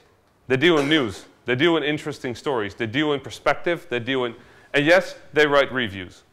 That's a separate thing. You get one review for a game. It's when you release it. That's the moment you get a review. All the other moments have nothing to do with the game. They have to do with, can you tell a good story? You had a good story. You knew each other for 20 years. Yeah. Have there been tensions? Yeah. Yeah? Were there interesting tensions that led to things that changed the game a bit? Not off the top of my head, but I have to think about it. I think we, right now I've been passing the game around so that I can get feedback on it, and it's really difficult right now. The game is really, really tough to beat. Yeah. And I've been trying to push my partner to make it easier, but for some reason, he's been very stubborn. Very stubborn with it. Yeah. It's something I need to explore when I go back to the office, but so apart from that, no big tensions that led to different stuff in the game. Yeah. So interesting thing. Whoa.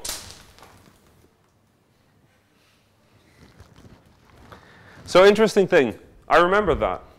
I remember that you told me that you'd been working with 4 people for 20 years now. That's a pretty random thing to remember, doesn't it? You know why I remember that? It's the same way all our brains remember some stuff like that. It's about people. It's a story about people. We care about people because we are people. The pitches, I'm going to guess that of the pitches, you remember 1 or 2, and you probably remember the 2 that you already knew. Maybe you remember a 3rd one. But the what and the why me, you've probably forgotten all about that. That thing, I'm going to guess most people remember him saying that he'd been working with 4 people for 20 years. Was there anybody that didn't remember that? No? It's a story. That's what the news deals in. They don't deal in the game. They don't deal in the what. They don't deal in the why. They don't deal in the why me. They're okay with telling that. They're telling that because that frames the story. Your game becomes part of something bigger. That's important. You need to realize that. If you email the press, they want to help you. They don't want to help you because they want to see you succeed. They don't want to help you because they're your friends. They don't want to help you because your game is the best thing ever. If your game is the best thing ever, that's the story in itself. They want to help you because if they help you and you have a good story, their readers get a good story. If their readers get a good story, they're doing their job well, they get paid, they get to wake up, drink coffee, read more emails, write new stories. They like writing. That's what they like. Yes, they also like video games, but they are writers. They're creators. They're like us. They want to write interesting stories, interesting perspective. They want to hear new things. They want to hear things that they haven't heard before. They want to tell these stories to people. That's why they're in the press. If they wanted to be about games, they'd be game developers. They're not. So they're probably interested in writing. So, Presskit helps you get all this together, put it at the bottom of an email, and then send it to people. What you want to be sending is not your game. It is a story. To who you want to be sending it? The people that will be interested in your game.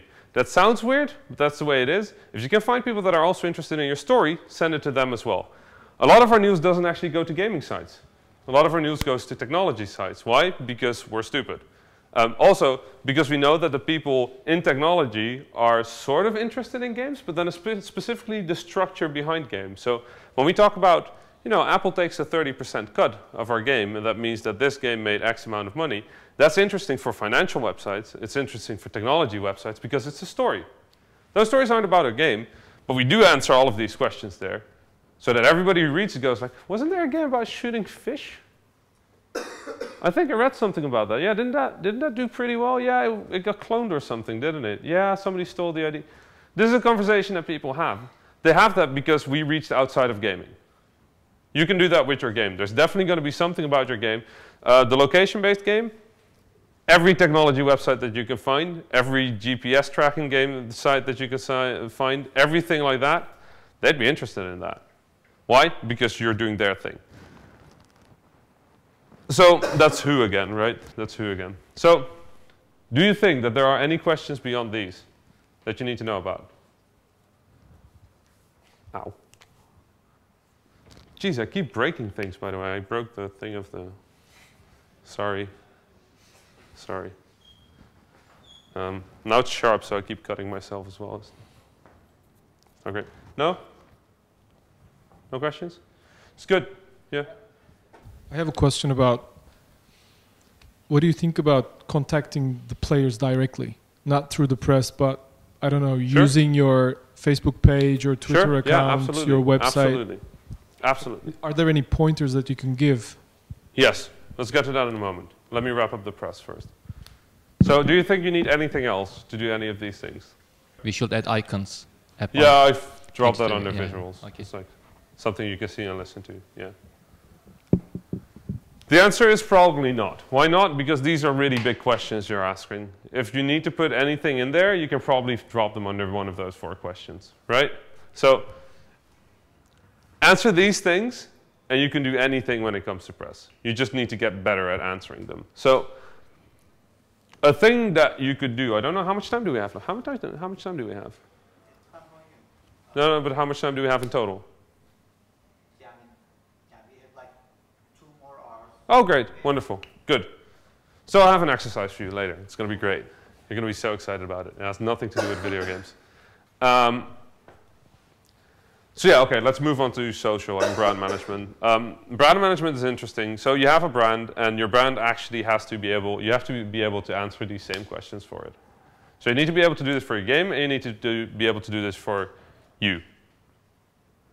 What are you? Sounds a bit weird, but what are you? I mean, what am I? Does anybody know what I am? What do I do? Can anybody tell me what my job is?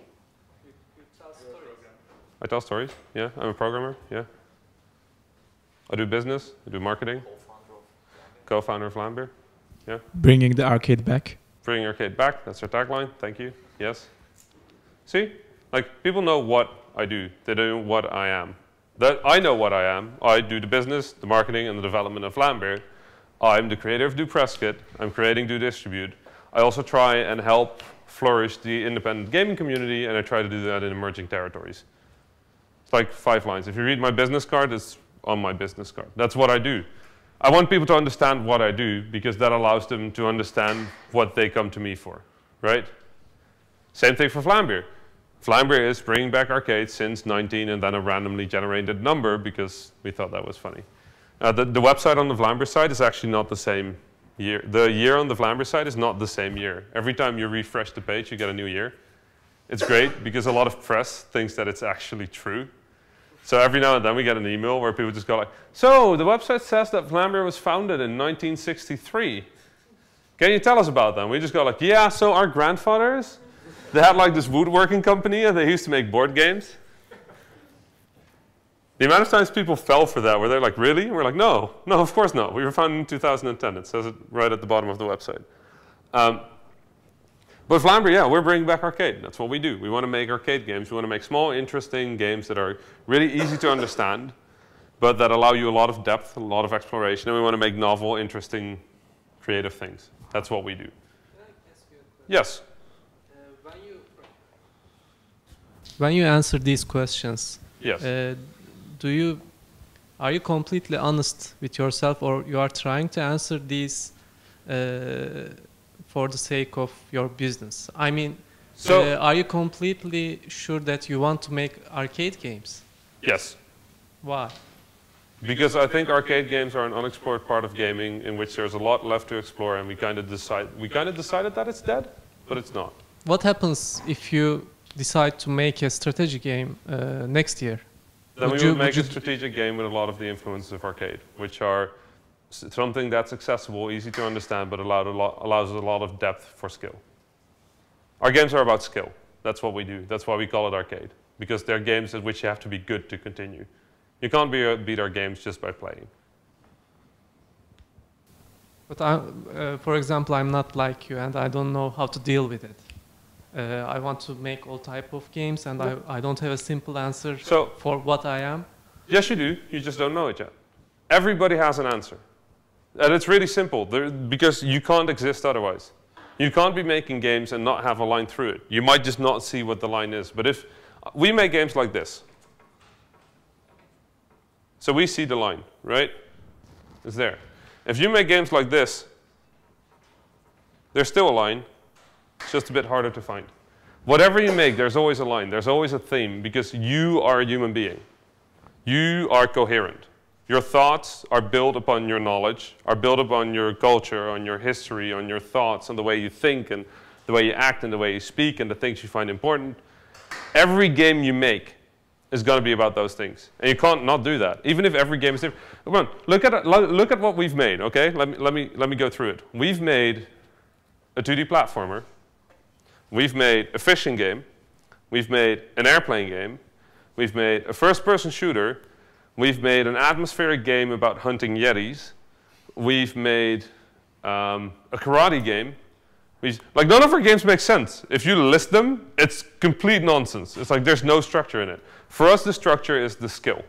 It's the thing that makes games special, the interaction, the thing at the core of it, the thing that allows us to put people in places where they wouldn't be, or where they would never find themselves, or basically we want to, so if I have to summarize Vlambeer in one sentence, we just want to fuck around with our player.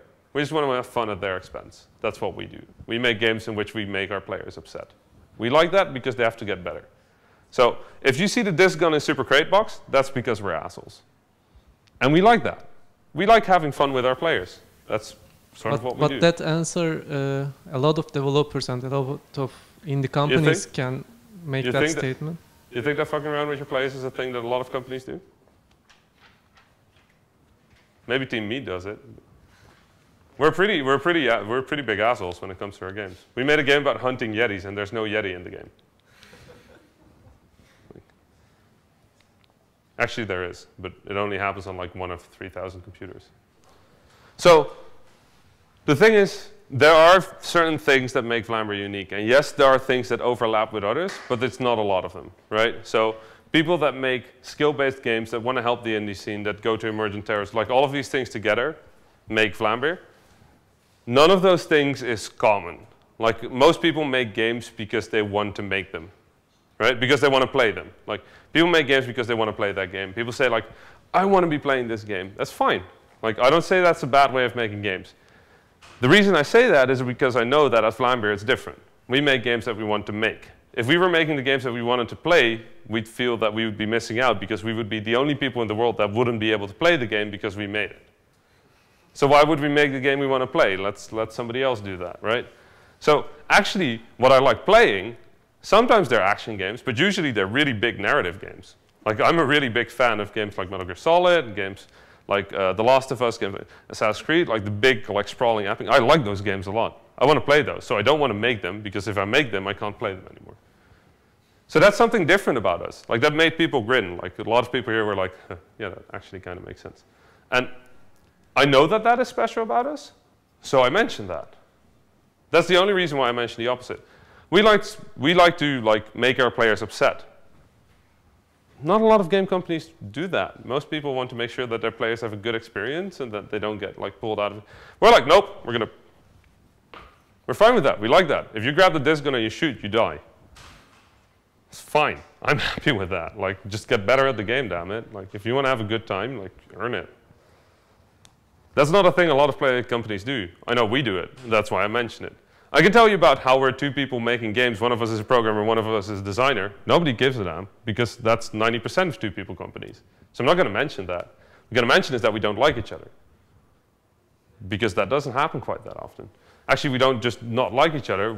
The reason I travel so much is, one of the reasons I travel so much is that it saves me from having to sit in the office with this guy. So I like travel, like just the way it is. You asked me about whether we're always honest. Yes. That doesn't mean that I don't tweak the words, right? I optimize for the message. I practice these sentences for hours. I go, Luftrausers is a 2D 7-color airplane game about, no, Luftrausers is a, now just keep going until it says exactly what I want to say.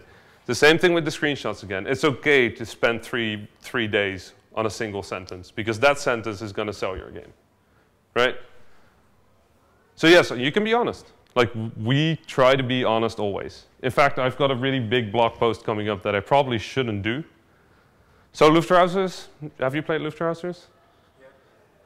Luftrausers is this 2D dogfighting game. And, okay, long story. So it's this 2D dogfighting game. It's a game that borrows heavily from the era in human history in which we had spying capacity, so we could spy on other countries, right? But the spying capacity we had wasn't quite powerful enough to really see what was going on, right? So we could spy on other countries, but we wouldn't be able to see what they were doing. We could just say that they were doing things. So for the period between like 1920 and say 1980, the end of the Cold War, that period of time, our spy agencies all came up with ridiculous stories of what the enemies were working on.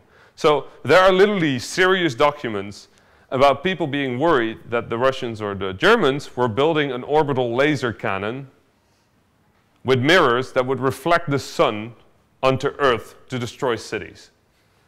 They were serious about this. They really thought the enemy was building this. They thought that people had weaponized dolphins. Like they would put machine guns on dolphins and then get them to fly around, or put mines on dolphins and then get them to swim to another boat. They thought, why not sharks? I don't know. Like, don't ask me. Yeah, I don't know. Floating space castles, right? People were worried that people were building floating space castles. Underwater airplanes. We thought that was really, really interesting. Here is a time on Earth where people were worried that people were building things like these. So we made a game about underwater airplanes. That's what Luftrausers is about for us. It's a game about that specific period of time. Now, when we designed the player faction, we wanted to design something that we would be spying on, right? So we wanted to put the player on the other side of the story, because they're flying the super weapon. So for the enemy, we took a lot of cues from all the military forces that happened in the 19th century, in the 20th century. One of them happens to be the German Nazi World War II era. So there are hints to that period of time in the game, right? That's in there. And some people are upset about that. And I understand. And that was not something we planned on. It was not something we did with intent. We just wanted to make a game about airplanes that can fly underwater. And we just wanted to be honest about what game we were making, right? So a bunch of people were upset. Maybe 15, maybe 20 people. So not a lot of people. There were just some people that were upset about this. But I think this is important enough that we should give an official response. right? Because these people are hurt. And we are reminding them through a silly video game about airplanes about some of the worst atrocities that happen in human history. So I wrote an official response that's going live in like, it probably went live like 2 hours ago or something. Because I'm so nervous about it that I didn't want to think about it, so I just set it to go live during this talk. I'm nervous about that, but I also think it's honest. I think it's the genuine thing to do, is to be, I feel bad about this, so I would write a response. So I'm going to write a response about this. And I think that honesty is a really big part of what you should be as an independent game developer. So I don't think you should ever lie, is what I'm basically saying. Like, don't lie. Like, we have the amazing opportunity to make games as us. We don't have to pretend to be anybody else. We don't have to pretend to be PR people. We can just talk. We can just sit here and have a conversation. And you can do that with the press as well. You can do that with your consumers. You can do that through Twitter, which is why your question about Twitter is so important. Yes, you should absolutely use Twitter and Facebook. Why? You get to be a human being. You don't have to lie. You don't have to hide. You don't have to. You can just be you. People can just talk to you. And they can get to like you. Or maybe they don't like you. Who knows? Oh, shit. That sound is Twitter and Skype. Like, I think this post went live. Whew. I'm really nervous about that. What? Yeah, I thought so. Hey. Still get nervous about that. Like, can you imagine that? Like, this is my job. I've done this for 3 years. People think of me as like an expert on this field. I'm like shaking hands right now. This is terrifying. It stays terrifying. You never get used to this. You never get used to like big things happening. Yeah, that's pretty bad. Huh. Do you want water? No, I'm good. I'm good. I actually want to stay distracted, so let's go back to video games. I'll look what happened in an hour. Whew! Good. So this is basically what I'm talking about. Is there is a line, and that line is you. So be honest. Like, just be honest about that line. If you can't find it, ask deeper. The way you do that, ask yourself why. Some big game companies like Blizzard or I don't know anything else. Yeah. They start with a line that we want to make a game that we want to play. Yes. Is it a wrong sentence, as you said before? It's not wrong. It's a way to do it. I would just never do it. If I was going to make the game I want to play, I cannot play it anymore. So I would just look at it and I'd be like, oh, that's a bug. Be like, oh, I already know what's going to happen in the next level. It's like, that's not fun. So if they say that, hey, I'm fine with that. To be honest, it's not completely genuine. The games they make are the games they want to play, and then there's like 3 years of market research. You can't blame them for that. I mean, come on, seriously. They have like 250 people working for them. If the game flops, like 250 people are poor without a job. So hell, if I were in that position, I'd probably also do a lot of market research, and I'd probably make Call of Duty just the way they make it. Because I don't want to lose my employees. So like, I don't blame AAA for being what it is. Like, it's completely logical. I'm glad that we have them. Because now people get to complain about something else. That's fine. Yes, good. You know what? I'm going to take like a 5-minute question break. So does anybody have any questions about anything at all? This is fun. This is choice paralysis. You give people all the options and they don't know what to ask anymore. Isn't that funny? It's one of the things you should be aware of if you're designing interface. If you give people more than 5 options, they just go like, I don't even know. No questions at all? Yeah. You now have a following. Yes. You kind of have your own community. Yes. So there is some part of marketing passive or active. I can't tell that. But can a new starter create a community without releasing its first game? Yes, absolutely. My girlfriend is a really good example of that. My girlfriend is a developer from Boston. Her name is Adriel Wallach. And she used to work at NASA. She used to make weather satellites. So she used to do tornado prediction systems, which is badass. It also means that if she made a mistake, that there might just be a tornado that kills us without us knowing it. Then after that, she worked on Rock Band Blitz, one of the Rock Band games, you know, the ones with the... And then she decided that she wanted to be more creative, so she worked for a smaller company. And then she decided she wanted to be even more creative, so she sold all of her stuff. and her house and everything, put everything in a storage box, and used all of that money to go travel around the world. And she has not actually had a release of her own yet. Like, all the releases she did were for other companies. But because she's been traveling, she has a bit of a story, right? And it's a story that not a lot of people have. And she's been talking to press about that. And then recently, she decided to organize a game jam on a train called Train Jam.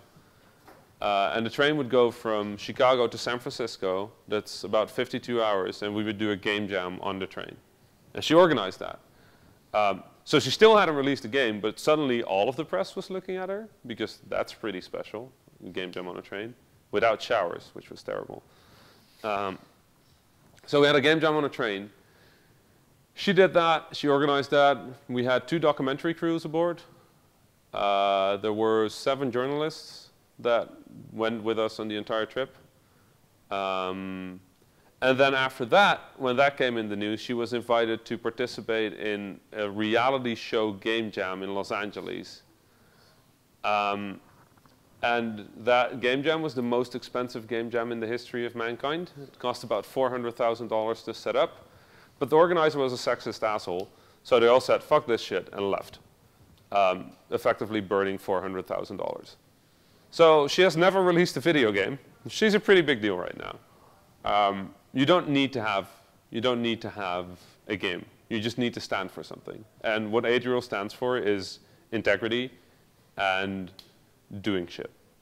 If you want to have a game jam on a train, just fucking organize a game jam on a train. If you think people are treating you badly, you can leave. You can walk. You can let them burn with their $400,000. That's fine. She's about doing things, and I think people appreciate that. She does game a week. So every week she makes a game and releases it on the internet. They're tiny games. They're small. Like, none of them are particularly big or super, super, like, commercial releases. Like, they're all little prototypes that she makes in a week. People started building a community around that. So she's a community manager through Train Jam. She's a community manager through Game a Week. She was world news because the Game Jam went down. She has not actually had any commercial releases.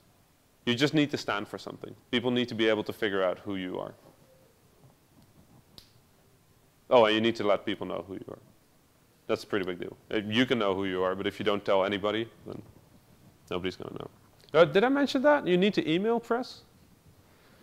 Was that a thing I said? I don't think I said that. No, no. So when you've done all that, remember that list of people? Actually send it to them. It's pretty important. A lot of people get through all of these steps and then go like, I don't know if it's good enough. Then don't send it. I don't care whether you think it's good enough. You don't get to decide that. Let other people decide that. Like, if you're afraid of failure, like, get rid of that feeling. Like, everybody fails. Like, that's fine. It's fine. We made a game, and now people think it's about Nazis. That's a pretty big fucking failure. But hey, we deal with it. Okay, we're gonna explain to people that we're sorry about that. That's the way. We could have not released the game, and then we couldn't have made a lot of people, because a lot of people love the game. A lot of people love the game. They would have never had the ability to play that game. That would have been pretty bad. That we upset some people? Yes, we failed. Like, in that regard, we failed. We did not want to upset these people. We did not want to make anything shocking. We didn't want to make anything that refers to Nazis. As far as we're concerned, Luftrausers takes place in 1950-something, like 10 years after the Second World War ended. Like, for us, that was never even a consideration, but we forgot to realize that for other people, that might be a consideration. So we fucked up. I'd rather fuck up and learn than not do anything at all.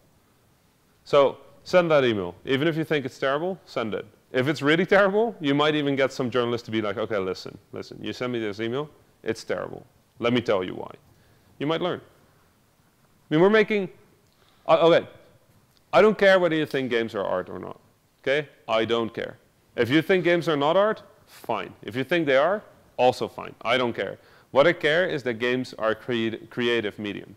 We are creatives. We make creative things. Creativity, as I said, is not measurable. It's not objective. You can't say, I'm 7 creative out of 10.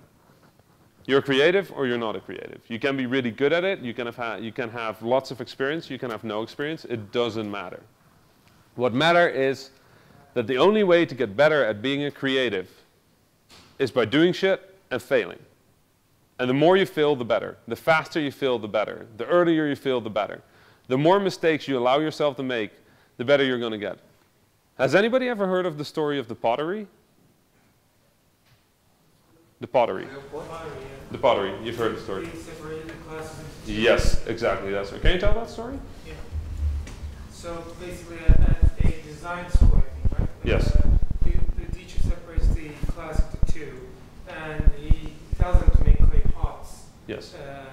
He tells the first group to focus on quality, and the second group on quantity. Yes. And at the end, the group that focused on quantity made better results than the group that focused on the quality, because the more they made, the better they got. And actually, that applies to everything. Yes. Every creative field. Yeah. So the trick the professor used was really simple. The first group, he graded them on how good the vase was. The second group, he graded them on how heavy it was. Nothing else. Just how heavy. Nothing about quality. If it looked like a brick, he would still just go, oh, this is 10 pounds. That's a 10. That's what he did. Like, there was no other grading except for you just had to make a vase every week. The heavier it was, the better. So people just, at some point, they could have come in with like really, really big things. Instead, what they did is they got better at making vases that were both heavy but also beautiful. So they got better at making structural vases. So as they went, they learned what clay breaks the vase, right? If you bake this type of clay for so long, it breaks. Didn't matter for their grade, because it was still the exact same weight. They could try, what if I put a glass coating over it? If it broke, doesn't matter, because I'm still getting the same grade. What the professor did was take away the element of failure. You could not fail. The only way you could fail is not deliver a vase. That's what this field is like. That's what games are like. Games are a thing you can make. And the more you make, the faster you make them, the better you get. And as you make more games, you start to realize certain things. And that is what I talked about when I mentioned the line. If you make 4 games, and they're like this, and then here somewhere, like, we can sort of see that this is the line, right? We can do that. If the games are more like this, or whatever, even if you have this could still be something else.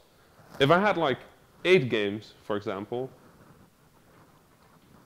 it's a lot more clear what the line is, right? If I have 20, it's more clear what the line is. Like, as you make more games, you start to see what is special about them. And you start to realize the feelings that mean that something is interesting. And those feelings are different for everybody. When you worked on your game, do you remember the first moment you realized that it was good?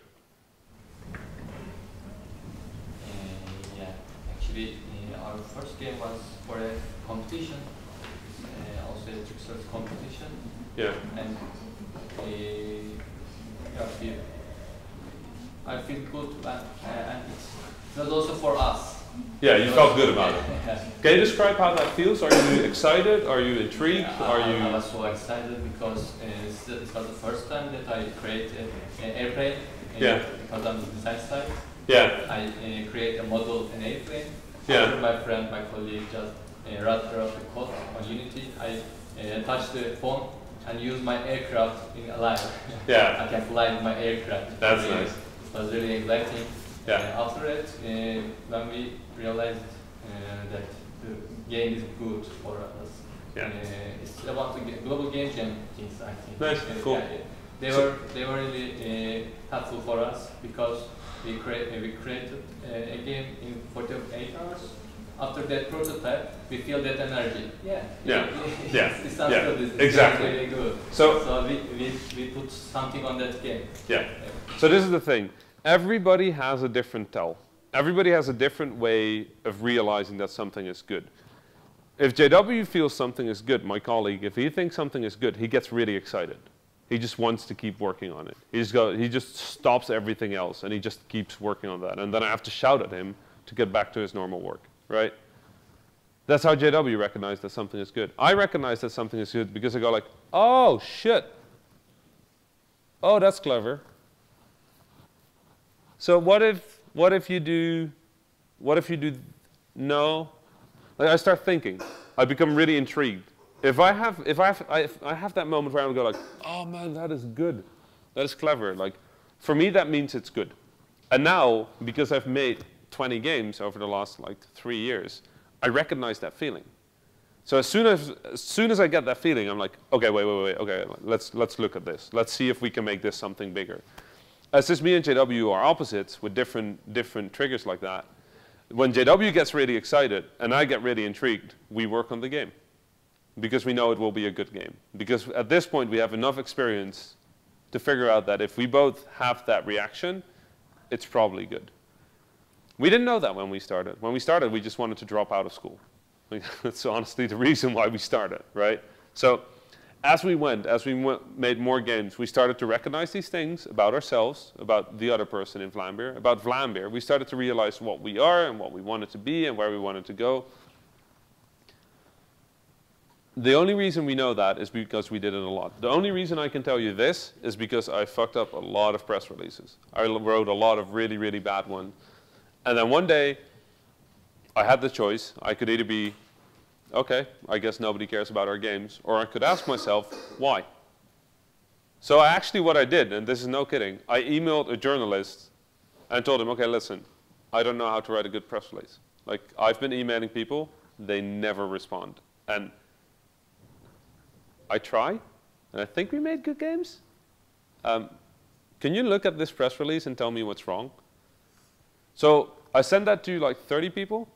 2 of them responded, and they gave me a different version of this, like something like it. They said, well, you need to make it shorter. You need to make it more snappy. Like, I need to understand what you're trying to say. And as we continued, as I wrote more press releases that more and more press picked up, I started to see like why these things work. I started to understand that the press is really busy and that they don't care about games, but about news. Like, yes, they care about games, but that's not what they do. What they do is news. So I started to realize these different things. And the only way I could do that is because I wrote a lot of press releases. The only reason I got better at making games, the reason I got good at understanding what a good game is because I made a lot of games. So the more you do of anything creative, the more you do of anything that is not objective, the better you get. And that's the only way to get better. Yes, you can read books. That's cool. Probably a good idea. Will that make you a better game designer? No, it will definitely make you smarter, but it won't make you a better game designer. Technically, it will. Okay. Technically, everything makes you a better game designer, right? Like, if you go skydiving, you become a better game designer because you've got more life experience. You mentioned life experience. Life experience is really, really, really important. If you make games based on games, you're going to make games like games. Those are not interesting because everybody's making those. Make games based on other stuff.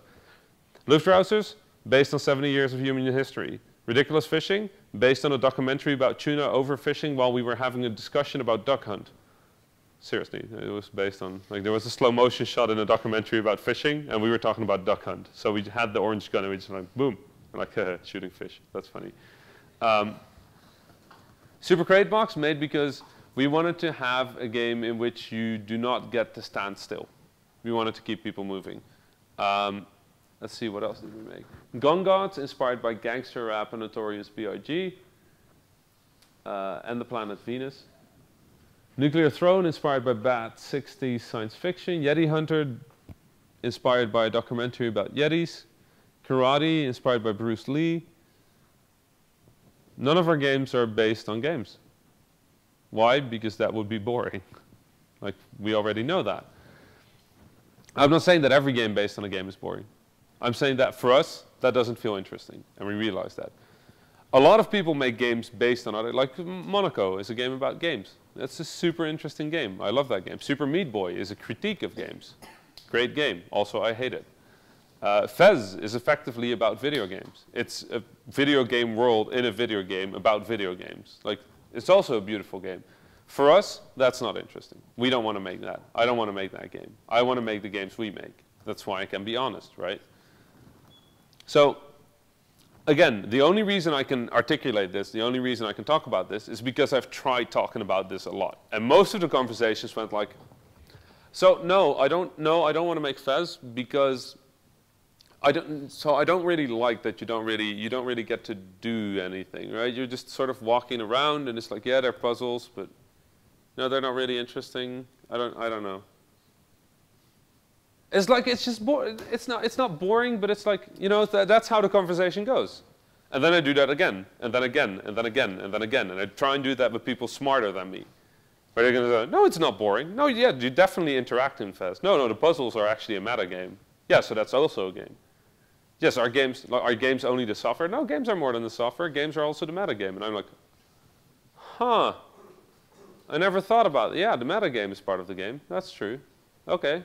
So as I had these discussions with people, I started to get better at articulating things. I started to get better at speaking about these things.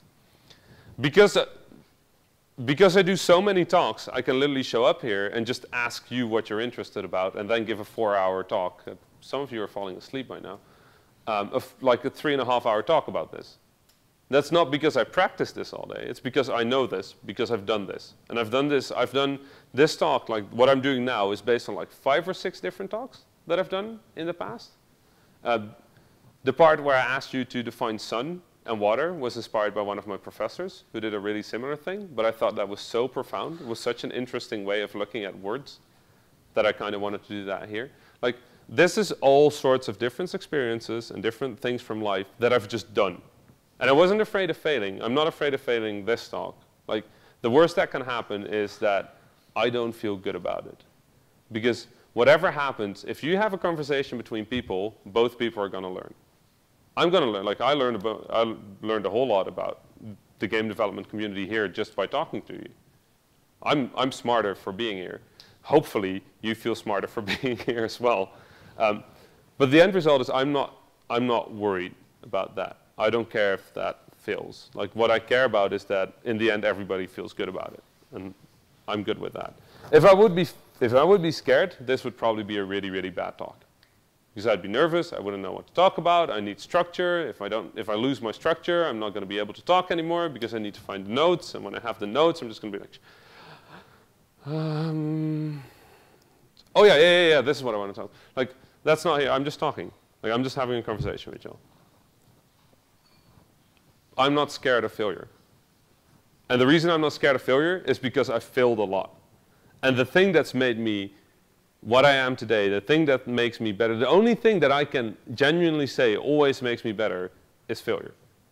If I succeed at something, you can look at it and be like, maybe that was why it went well. Or maybe that was why it's a success. The reality is you don't know. I don't know why Ridiculous Fishing was as big a success as it was. I know we tried everything we could do. I know we worked really, really hard to make that game as good as possible. I know we worked really hard on the marketing. We came up with original ideas, new things that caught people's attention. We had a unique art style. We basically built a fake Twitter in the game. Like, we worked really, really hard to make that game good. In the end, I can't tell you what it was that made it a success. I don't. With failure, I can always point at something and be like, I could have done that better.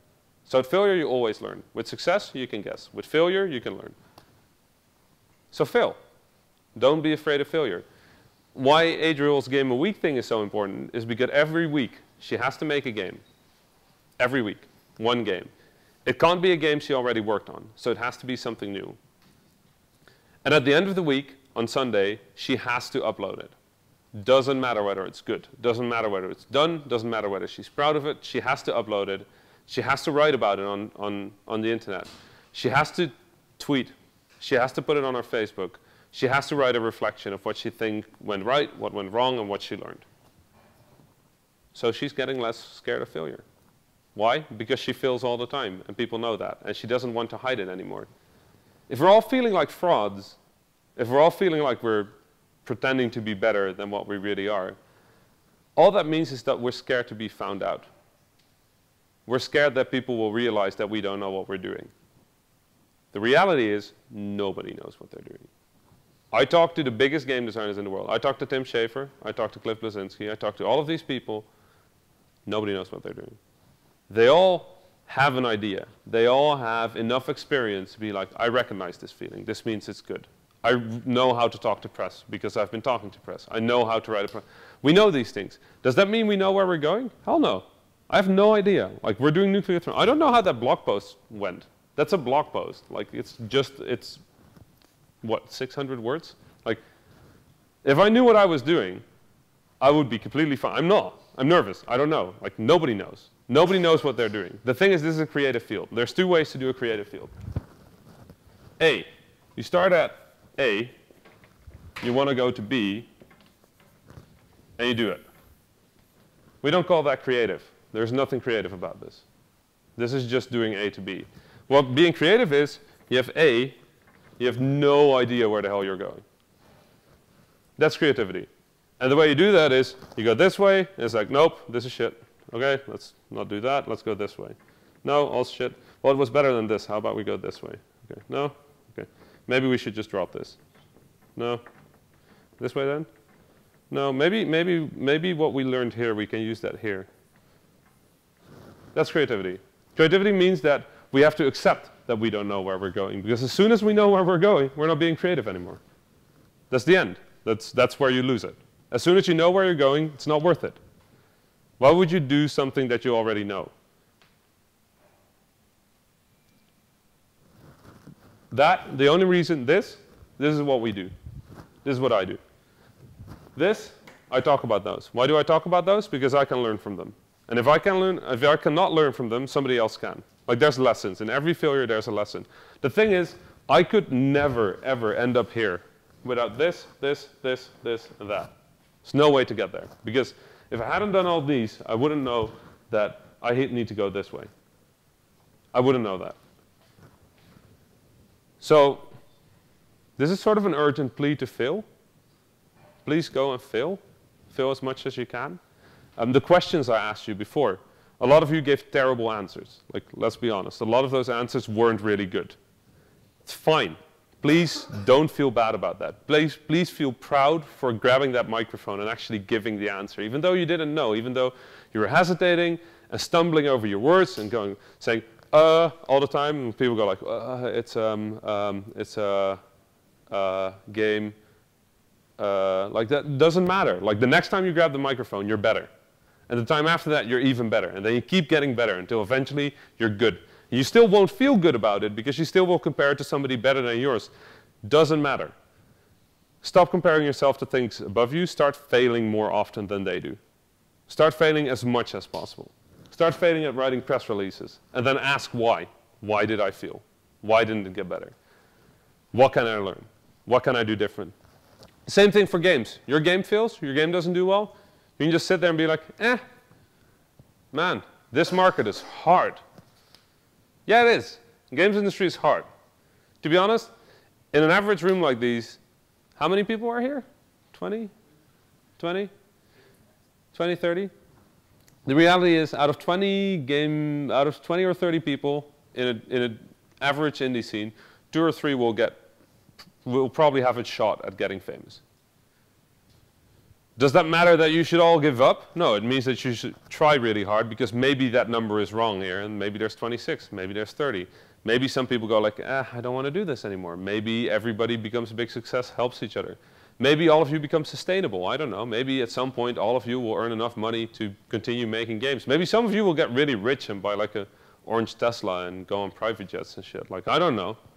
I don't know. The thing is, I don't know. You don't know, I don't know, so why don't we try? See where we get.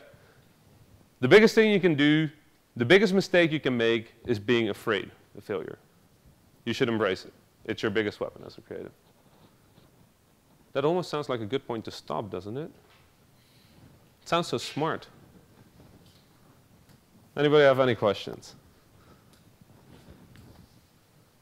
Nobody? Part about Facebook and Twitter. Yes. Facebook and Twitter. They're cool. Your recommendations on how to communicate with players directly through social media. Yeah. And your website. Twitter and Facebook are good. You have to realize that Twitter and Facebook are different. Facebook is a lot about media. It's all about images, videos, sounds, music, interaction. The comments are a lot about interaction. Twitter is kind of different. Twitter is, it's also about response. It's more one-directional. It's more of a, I say something, and then I just leave it there. Twitter is funny because your first instinct would be to tweet a lot. And that is true up to a certain level. People never unfollow you for not tweeting. People always unfollow you because you tweet. So there's actually a really good case to be made for tweeting only when you really need to. from your business account if you have a business account. With Vlambeer, we only tweet if we really, really have to. I need to tweet something.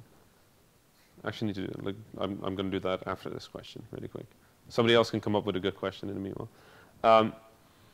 So Facebook and Twitter are sort of different, and the thing is, this is the same thing. Like, you need to figure out a way that feels genuine to you, that feels honest to you.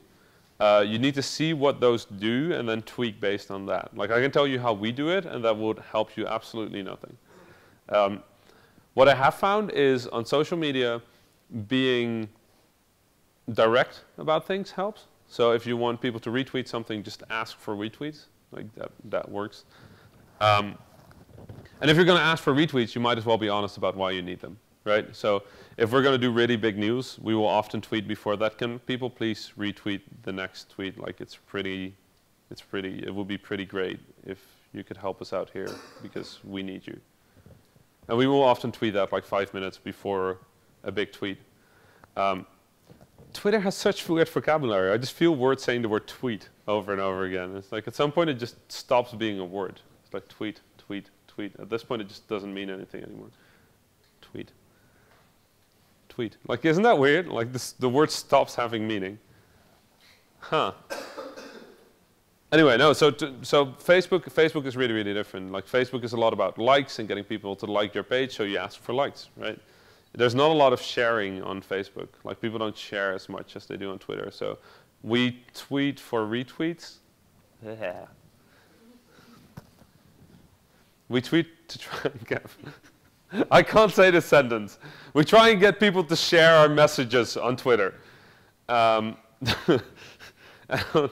Facebook, we try to get people to like them. And those are different things. How you do that, I don't know. Like, we're still trying to figure that out. Our Twitter is doing much better than our Facebook. So the past few months, I've been focusing purely on Facebook because I want to get our Facebook better. I need to figure out why it's not working. Good. I'm going to do the tweet in the meanwhile. Yeah, go for it. As long as we don't include any visual images or something like that in the press kit, the press mail. Yeah. Do we have to have a complete website that includes that visuals and stuff before we release the game? I would absolutely recommend that you have a screenshot, or at least a bunch of them available. Yeah. So I have to have a very good website about my game. Yes, you want to have a website. Again, this is something you want to be spending time on. It's your first impression. People cannot start playing a game. They always have to start learning about a game before they can play it. They have to learn about it. Because I would imagine that email should include some images, but no, images should not. Emails should not. Emails are about text. Images are about looks. Videos are about movement. Audio is about listening. A game is about interaction. Like, each medium has its own strength, and use that medium for what it's supposed to be. So if you want to reach out to a writer, focus on your text. If you want to reach out to gamers, focus on images. Oddly enough, if you want to get players, if you want to keep players hooked, focus on your interaction. And maybe releasing a demo about your game is better. People argue about that. That's a big discussion in the industry. Nobody knows whether it works or not. Half of the people say that if you make a demo, nobody will buy your game, and half of the people say that if you don't make a demo, nobody will go buy your game. So nobody knows. For the Stanley Parable, it was great. The demo did amazing. Some people liked the demo better than the final game, but they all still bought the final game. And for other games, I don't know, Monaco, I think. Monaco had a demo, and people just didn't buy the final game. So it's like, I don't know. Figure that out. Like, try it. Try it with 20 people. And get 20 people to play a demo, and then tell them that they can buy the game for $12.99 and whether they would do that. Of course. My Twitter is loading really, really slow. Normally I'm much faster with tweeting, but now it's just like, nope. It's like loading. Why is it loading? Do something. Oh, did they block Twitter? That would be awful. But they unblocked it, right? So what do you think about the Dutch games industry? I was in Gilversum for Global Game Jam this year, and So the building of in Utrecht, the Dutch game garden. Yeah. And they, as I heard from the news, that they have a new office for that building in Hilversum, I think. Yeah. And so, what do you think about having an office at that site? And oh, that's amazing. I mean, so one of the things that you really need, and I think you've got it here because you're all here, is a community. And you need a community. So how many of you have a game? How many of you have a game idea that you just started working on? How many of you have their game idea and it's secret? Yeah? Okay, stop doing that. Yeah. Yeah, please don't have secrets. You're a community, you can trust each other. And if you can't trust each other, you can punch each other in the face, which is great because you're nearby each other, so you don't need to deal with that. Yeah. Secrets are bad. And there's a really simple reason why secrets are bad. If you have a secret, you can't figure out whether it's good. There's no way to do that because nobody is telling you whether it's bad. Have you watched Indie Game the movie? Yeah? Do you remember that scene in where Phil Fish says that you can't judge your own game anymore because you're too close to it? That happens right at the start. As soon as you start making a game, you're already too close to it. Because every idea sounds great. Like, you're all game, you can all make games. Okay, game idea. My game idea. No, game idea. I want you to come up with a new game idea right now. Okay, so last week we had a physical prototyping session in here. Yeah. And the prototype that I came up with my girlfriend was an abstract board game that implements a new idea into already made game. The name of the game is Corridor, maybe you know it. And I've heard of that, yeah. Yeah. So the idea was basically changing the squares to hexagons and implementing some area effective thing into that and changing the strategy and dynamics of the game into that. Yeah. Huh, okay. Now an entirely new one. Yeah? Yeah? It doesn't have to be good, remember? Failure is good.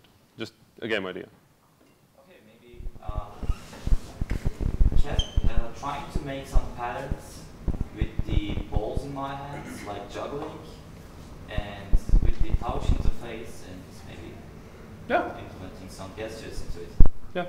See, that's an idea. It has the same problems we described before, right? They're words, so we don't really know what they mean. Like, we could misinterpret what they mean. The problem is this is an idea. And we can't know whether it's good until we try it. Same thing goes for any idea, which is why keeping an idea a secret is a surefire way to make sure that you will never make something good. Secrets only work if you don't keep them a secret. The more secret it is, the more likely it is to never work out. And we made this mistake. We made this mistake before.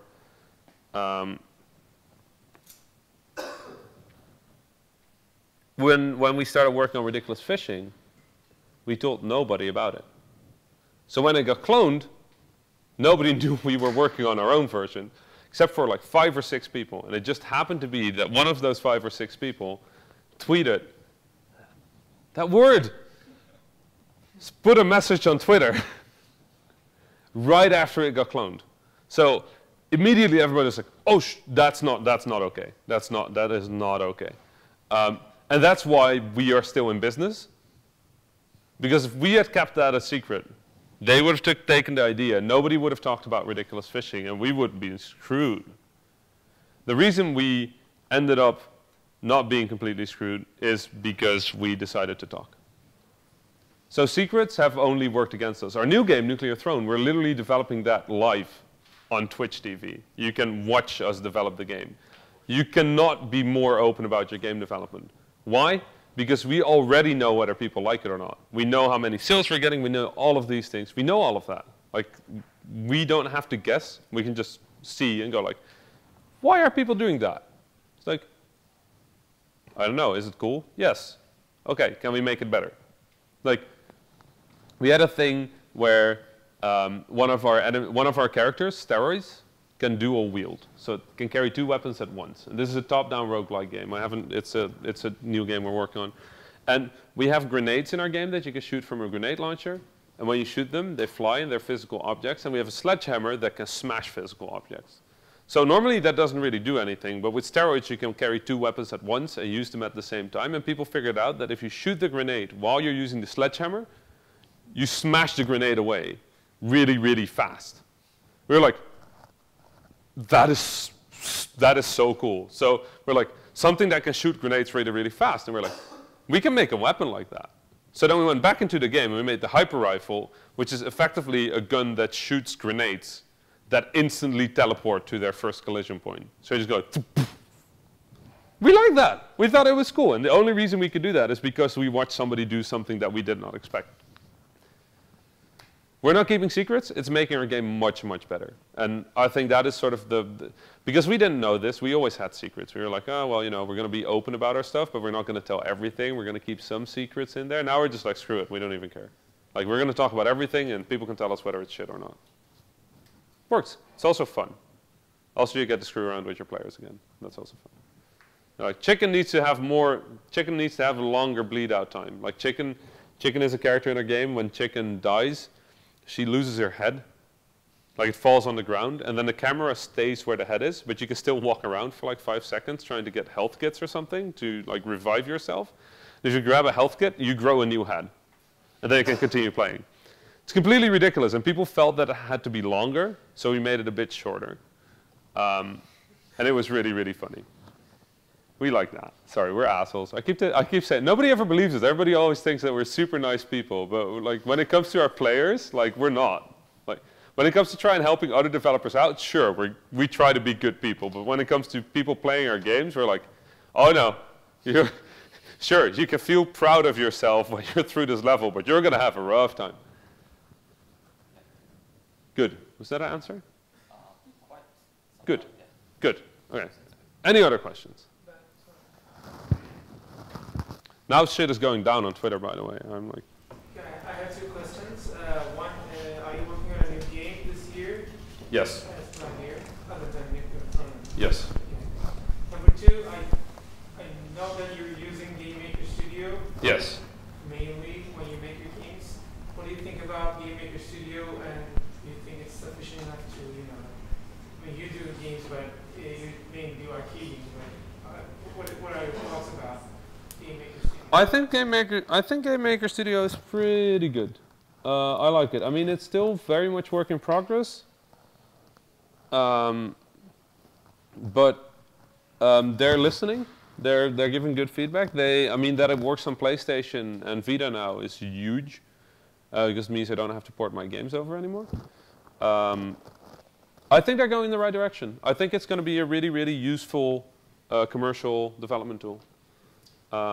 So yeah, I could recommend it. If you can use Unity and that's better, use Unity for now. But GameMaker is catching up really rapidly. So if you already know GameMaker or you're already used to it or you prefer the development cycle of GameMaker, please use GameMaker. So I'm actually really surprised because when they released GameMaker Studio, it was absolute shit. I'm not even kidding. That was the worst piece of software I've seen in like a decade. Like really, really bad. But the old Game Makers were great. Like we used Game Maker 8 and we used Game Maker 7 and we used Game Maker 3 for fuck's sake. Like we used a lot of Game Makers and they were all pretty good. The 7 and 8 were like actually really, really good. And the Studio came out and we're like, it's like playing Call of Duty Modern Warfare 3, you know? You know, like Modern Warfare 1 and 2 were pretty good and then 3 is like the most disappointing game in the history of Call of Duty. It's like, what the hell? Actually, Ghost was worse. That was really impressive. Anyway, video games. I was so disappointed by Call of Duty. I'm just gonna shit on Call of Duty Modern Warfare 3, by the way. How do you get a series that is so good at spectacle and like this is an example of a game getting wrong why it's interesting. Modern Warfare 1 and Modern Warfare 2 really well understood really, really clearly that was special about the games was that A, it's basically a fucking roller coaster ride, and B, it's about sort of the main characters. Like, it's always about the main characters in a weird way. Like, Price, like, is like this captain. People care about Price, right? And then what they do is, in Modern Warfare 1, they kill the main character once, right? In the nuke. Like, the nuke goes off and the helicopter crashes and your main character dies. And you're like, whoa, that was a big deal. That's like one of the first times in a first-person shooter that your protagonist died. Like, I was sitting there being like, wait, am I dead? Did I fuck something up? No, that's supposed to be that way? I'm like, wow, I didn't expect that. Then in Modern Warfare 2, they were like, we need to do better than that. We're going to kill a protagonist and an airport full of people, and then also somebody on a satellite, and then a bunch of other people, and then we're going to kill the protagonist again with fire. Like, but okay, people are going to die. And then in Modern Warfare 3, they're like, okay, so we did all of that stuff. How are we going to beat an airport? We're just going to bomb the entire fucking planet, kill everybody, then kill more people, and then kill some more people, and then also kill the main protagonist of the series, and then blow up more cities. So by the time the Eiffel Tower in Call of Duty Modern Warfare 3 explodes while you're fighting next to it, I was just staring at it being like, oh yeah, that happened. Like, this is an impressive moment in video game history. Somebody blew up the Eiffel Tower, and nobody gave a shit. In Team America, which is a fucking movie about puppets, they blow up the Eiffel Tower, and it falls on the Arc de Triomphe, which is like 20 miles that way. Makes no sense, and it made more impact than it did in Call of Duty Modern Warfare 3. That's impressive. I think we should think about that for a moment. God, that game was shit. Good. Anyway, serious stuff. Yes, questions? No? Man, my rants of Call of Duty Modern Warfare 3 always ruined the mood. Ghost was worse. Yeah. What about keeping together or separating the communities for the games? Like the separate communities? Yes. Which one do you prefer, or what is the positive or negative sides? There's no separate community. We have one community. It's the Vlambeer community. They care about us because we make the games they care about. They care about us because they care about us. They care about us because they care about me, or they care about JW. There are not a lot of people that just like one of our games. The people like what we do or what we stand for. And that's what I focus on, is what is Vlambeer, more than our games. Because Ridiculous Fishing is a Vlambeer game, right? As is Luftrausers, as is Nuclear Throne. And some people like some games better than others, but I don't think I've met a lot of Vlambeer fans that just like one game. Like, if they played Ridiculous Fishing, they usually also like Radical Fishing, obviously, but also Nuclear Throne. And if they like Luftrausers, they're usually pretty into Gun Gods. Like, I don't know, there's our games have a certain coherence to them because they're made by us and we try to be honest, so you always get something that fits on our line. And as long as we make stuff sort of there, and that means they can be completely different games, but as long as we keep true to who we are, people will enjoy what we do. We just have to keep asking ourselves, what is that line? Because if we end up making a game here, and it turns out that the line actually goes that way, then we screw up. And then people are going to be, this doesn't feel like a Vlambeer game. So it's weird. We don't know what a Vlambeer game is. Our fans have to tell us. We make a game and they go wow, this is like that typical Vlambeer feel. I remember the first time somebody said the typical Vlambeer feel, and I'm like, what the fuck does that even mean? What does that mean? And I had to go play my own games and be like, what did that mean? Is it like the screen shake? And I'm like, it's the screen shake. So we got much better at screen shake after that. Our screen shake isn't just random screen shake anymore. Our screen shake is insane.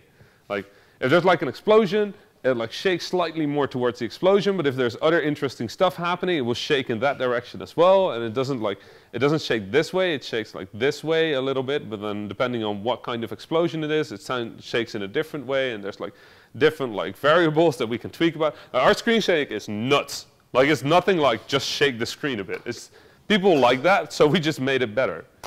And that makes the Vlambeer feel better. So we define ourselves as our fans define us, and I think as long as we keep doing that, we'll stay good. And we don't end up having separate communities. We end up having people that we like us. I think. I hope. Like I said, I don't know what I'm doing. But I'm pretty sure about this one. So you have a screen shake engine? We have fun. If you look at our screen shake code, it is a book. And you can read that for weeks and still not be at the end of it. I don't even know how it works. there's literally a line of code there that just says // like a comment. And this goes like, we don't know how this math works, but it works, so leave it here. And it's like a three-line thing with like there's like 5 sine waves and like a cosine wave somewhere, and we don't know why it works, but it works. And if we remove it, it doesn't look good anymore. So it's like we're keeping it. We'll figure out why that works. But for now, we're just like it works. We'll just don't touch it. Our screen shake is so crazy. But it's more. Like so when people started saying that, we spent like a month or 2 just playing through all of our games and figuring out what they meant. We talked to a lot of fans about that. Actually, Let's Plays are awesome for that as well. Speaking of Let's Plays, by the way, if you have a playable of your build, please send that to the press. As soon as it's playable. Like, people played Nuclear Throne when it was version 1. And that was fucking terrible. It was a terrible game. Compared to what it is now, but now that the press have played it so much, because they've known it since February last year when we started on it. So now that the press knows what it is, they already care about it. So when I write Nuclear Throne at the top of an email now, and it's the first 2 words of the subject line, they're like, oh yeah, I played that. I remember that. Yeah, that was pretty good. And if you can afford it, I mean, what is a plane ticket from here to Cologne, Germany?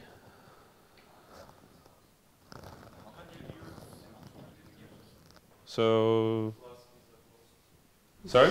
Plus visa cost. Oh yeah, that's like 60 euros. Yeah. Man, that's bullshit. Yeah. Go there. Go to Gamescom and to GDC. It's pretty expensive, but one of the things you've got here is you've got a nice little community, and I think this is going to go really well. I think what you did is really, really clever, making a game for the local market here. That's really, really good. But get connected, worldwide. Like, there's a really big indie scene they're all good people. They all want to work. They all want to help out. They all have different interests, and getting in touch with your independent heroes and the people that you respect and the people whose work you respect is a really, really good idea. And the best way to do that is to go to an event. So if you are working on a commercial game and you expect that game to yield, say you hope that game will earn you $25,000 or something, right? Or 25,000 euros, like a small but pretty intensive game that you made. Going to GDC will cost you about $1,000, maybe $500 to $1,000. That's kind of worth it at that point, right? Let me tell you about money. Sorry. Let me tell you about money. Money is weird. Remember when I had money and time in the top right? Like that is exactly how it works. Like that's the way money works. Money is time. But also please think about investments. Like you do want to invest money. Like the reason money is useful is because you can buy stuff with it. And you can spend money in many ways, including on food, rent, alcoholic beverage in case of a bunch of people I've met. I don't drink, so that's not an expense for me. But a bunch of people here probably get pretty wasted. You can spend it on travel, you can spend it on holidays, you can spend it on going to GDC. You can spend it, if you have a game that's interesting, you can spend it on flying to whatever your local Sony / Microsoft / Nintendo / Apple headquarters is, and go there and talk to them and introduce yourself. This is one of those things where, again, you know the people that have the biggest advantage. The people with the biggest advantage are the people that do stuff. They just go. They don't care. You know how I got our game on Steam? I like this story. You know how I got my game on Steam? I was at GDC Europe in 2010. I got a grant from my university to go there. It's great. I dropped out of my university half a year later. But they still gave me the money. They didn't know that. It's great. Don't do that, by the way. Like, sorry. I'm so sorry. They gave me that money. And I saw the Steam booth. And I went up there. And there was this lady behind the counter. And I said, hi. And she said, hi. I'm like, is there a way that I can talk to anybody here? She's like, yeah, do you have an appointment? I was like, fuck, I don't have an appointment. So I look, and in front of her is this giant calendar with like appointment names. And upside down is the name of the people that work at Steam. And I'm like, yeah, I think I'm supposed to be talking to Augusta. There's one of the names on there. She's went like, oh, at what time? I'm like, I don't quite remember anymore. I don't even know if it's today, but there was something that happened and I have to leave tomorrow. I think my appointment might have been tomorrow. Does she have time in her break? The lady just went and like, I'll ask her. So she went back and she came back. She's like, yeah, she can come for like 20 minutes and have a chat during her break. I'm like, good. That's how we got our games on Steam. We just did it. We just went and did it. Like, does that always work? No. Does it mean you shouldn't try? No, hell you should try. What if it doesn't work? Try it again. When do you stop trying? When it works. It's that simple. It just means that sometimes you have to do things that might be really embarrassing. Like have people turn you away because they find out that you don't actually have an appointment. That can happen. Like I got kicked out of an EA party once. That was fun. That was when I just started. I went to an EA party, and I pretended that I was in H&R because I didn't know that the proper abbreviation is HR without the N in the middle. And the bodyguard, like the guy at the entrance, didn't know that either, so he just let me in. But then when people started asking me, like, "Oh, where do you work?" I'm in H&R. They're like, "Excuse me?" I'm like, "I'm gonna grab a drink right now." Then security came in, like, "Nope, you're out." It's pretty great. Met some cool people there. They're still friends with me.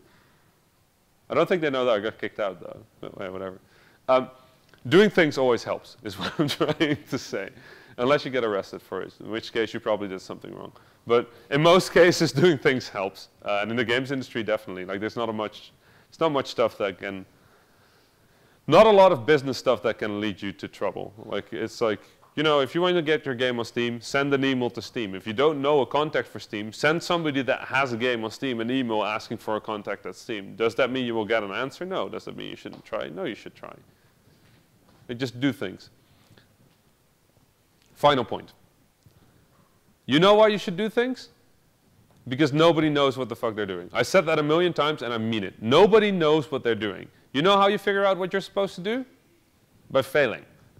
So what do? You do it. That's the only way to figure things out. If you don't know where to press once an email, like a day after you send your first email, take your list, split it in two. Send the first half, the email again, send the second, don't send it to the second half. At least you've tried. If you lose half of your mailing list because now, hey, they do actually all hate you, then probably don't do that again. But at least now you know for sure, right? So assumptions are your biggest enemy. Accepting just the way things are is your biggest enemy. If there is no community, make a community. If you're not at GDC, go to GDC. If you want to get more connected international, get more connected international. If you want to talk to more people out of the exit, waiting for people to come out. Nowadays, people know him well enough that they invite him to things. Like he gets invited to all the little parties and things. So he does that. Now everybody knows him in the community. Maya Kramer, a girl that used to do in the press, then at some point decided that she wanted to do indie PR. She just started to offer people to help out with their PR for free. So she did Towerfall. Does anybody know of Towerfall?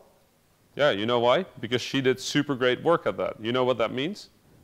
That at this point there's like 500 companies that want her to work for them to do their PR.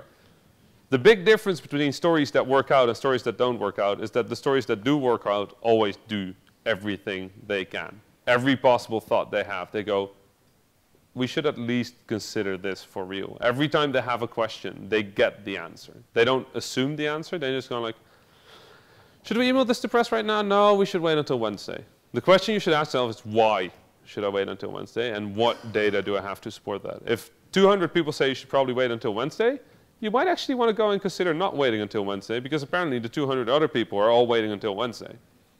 You know how Ridiculous Fishing's press release got so big? Everybody told us to launch on Thursday. We launched on Tuesday, because everybody told us to launch on Thursday.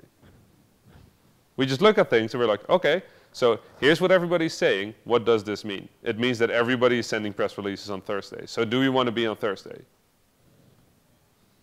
Everybody says Thursday, so what do? The logical thing would be to say like, okay, everybody says Thursday, we're doing Thursday. We look at it and we go like, what does this mean?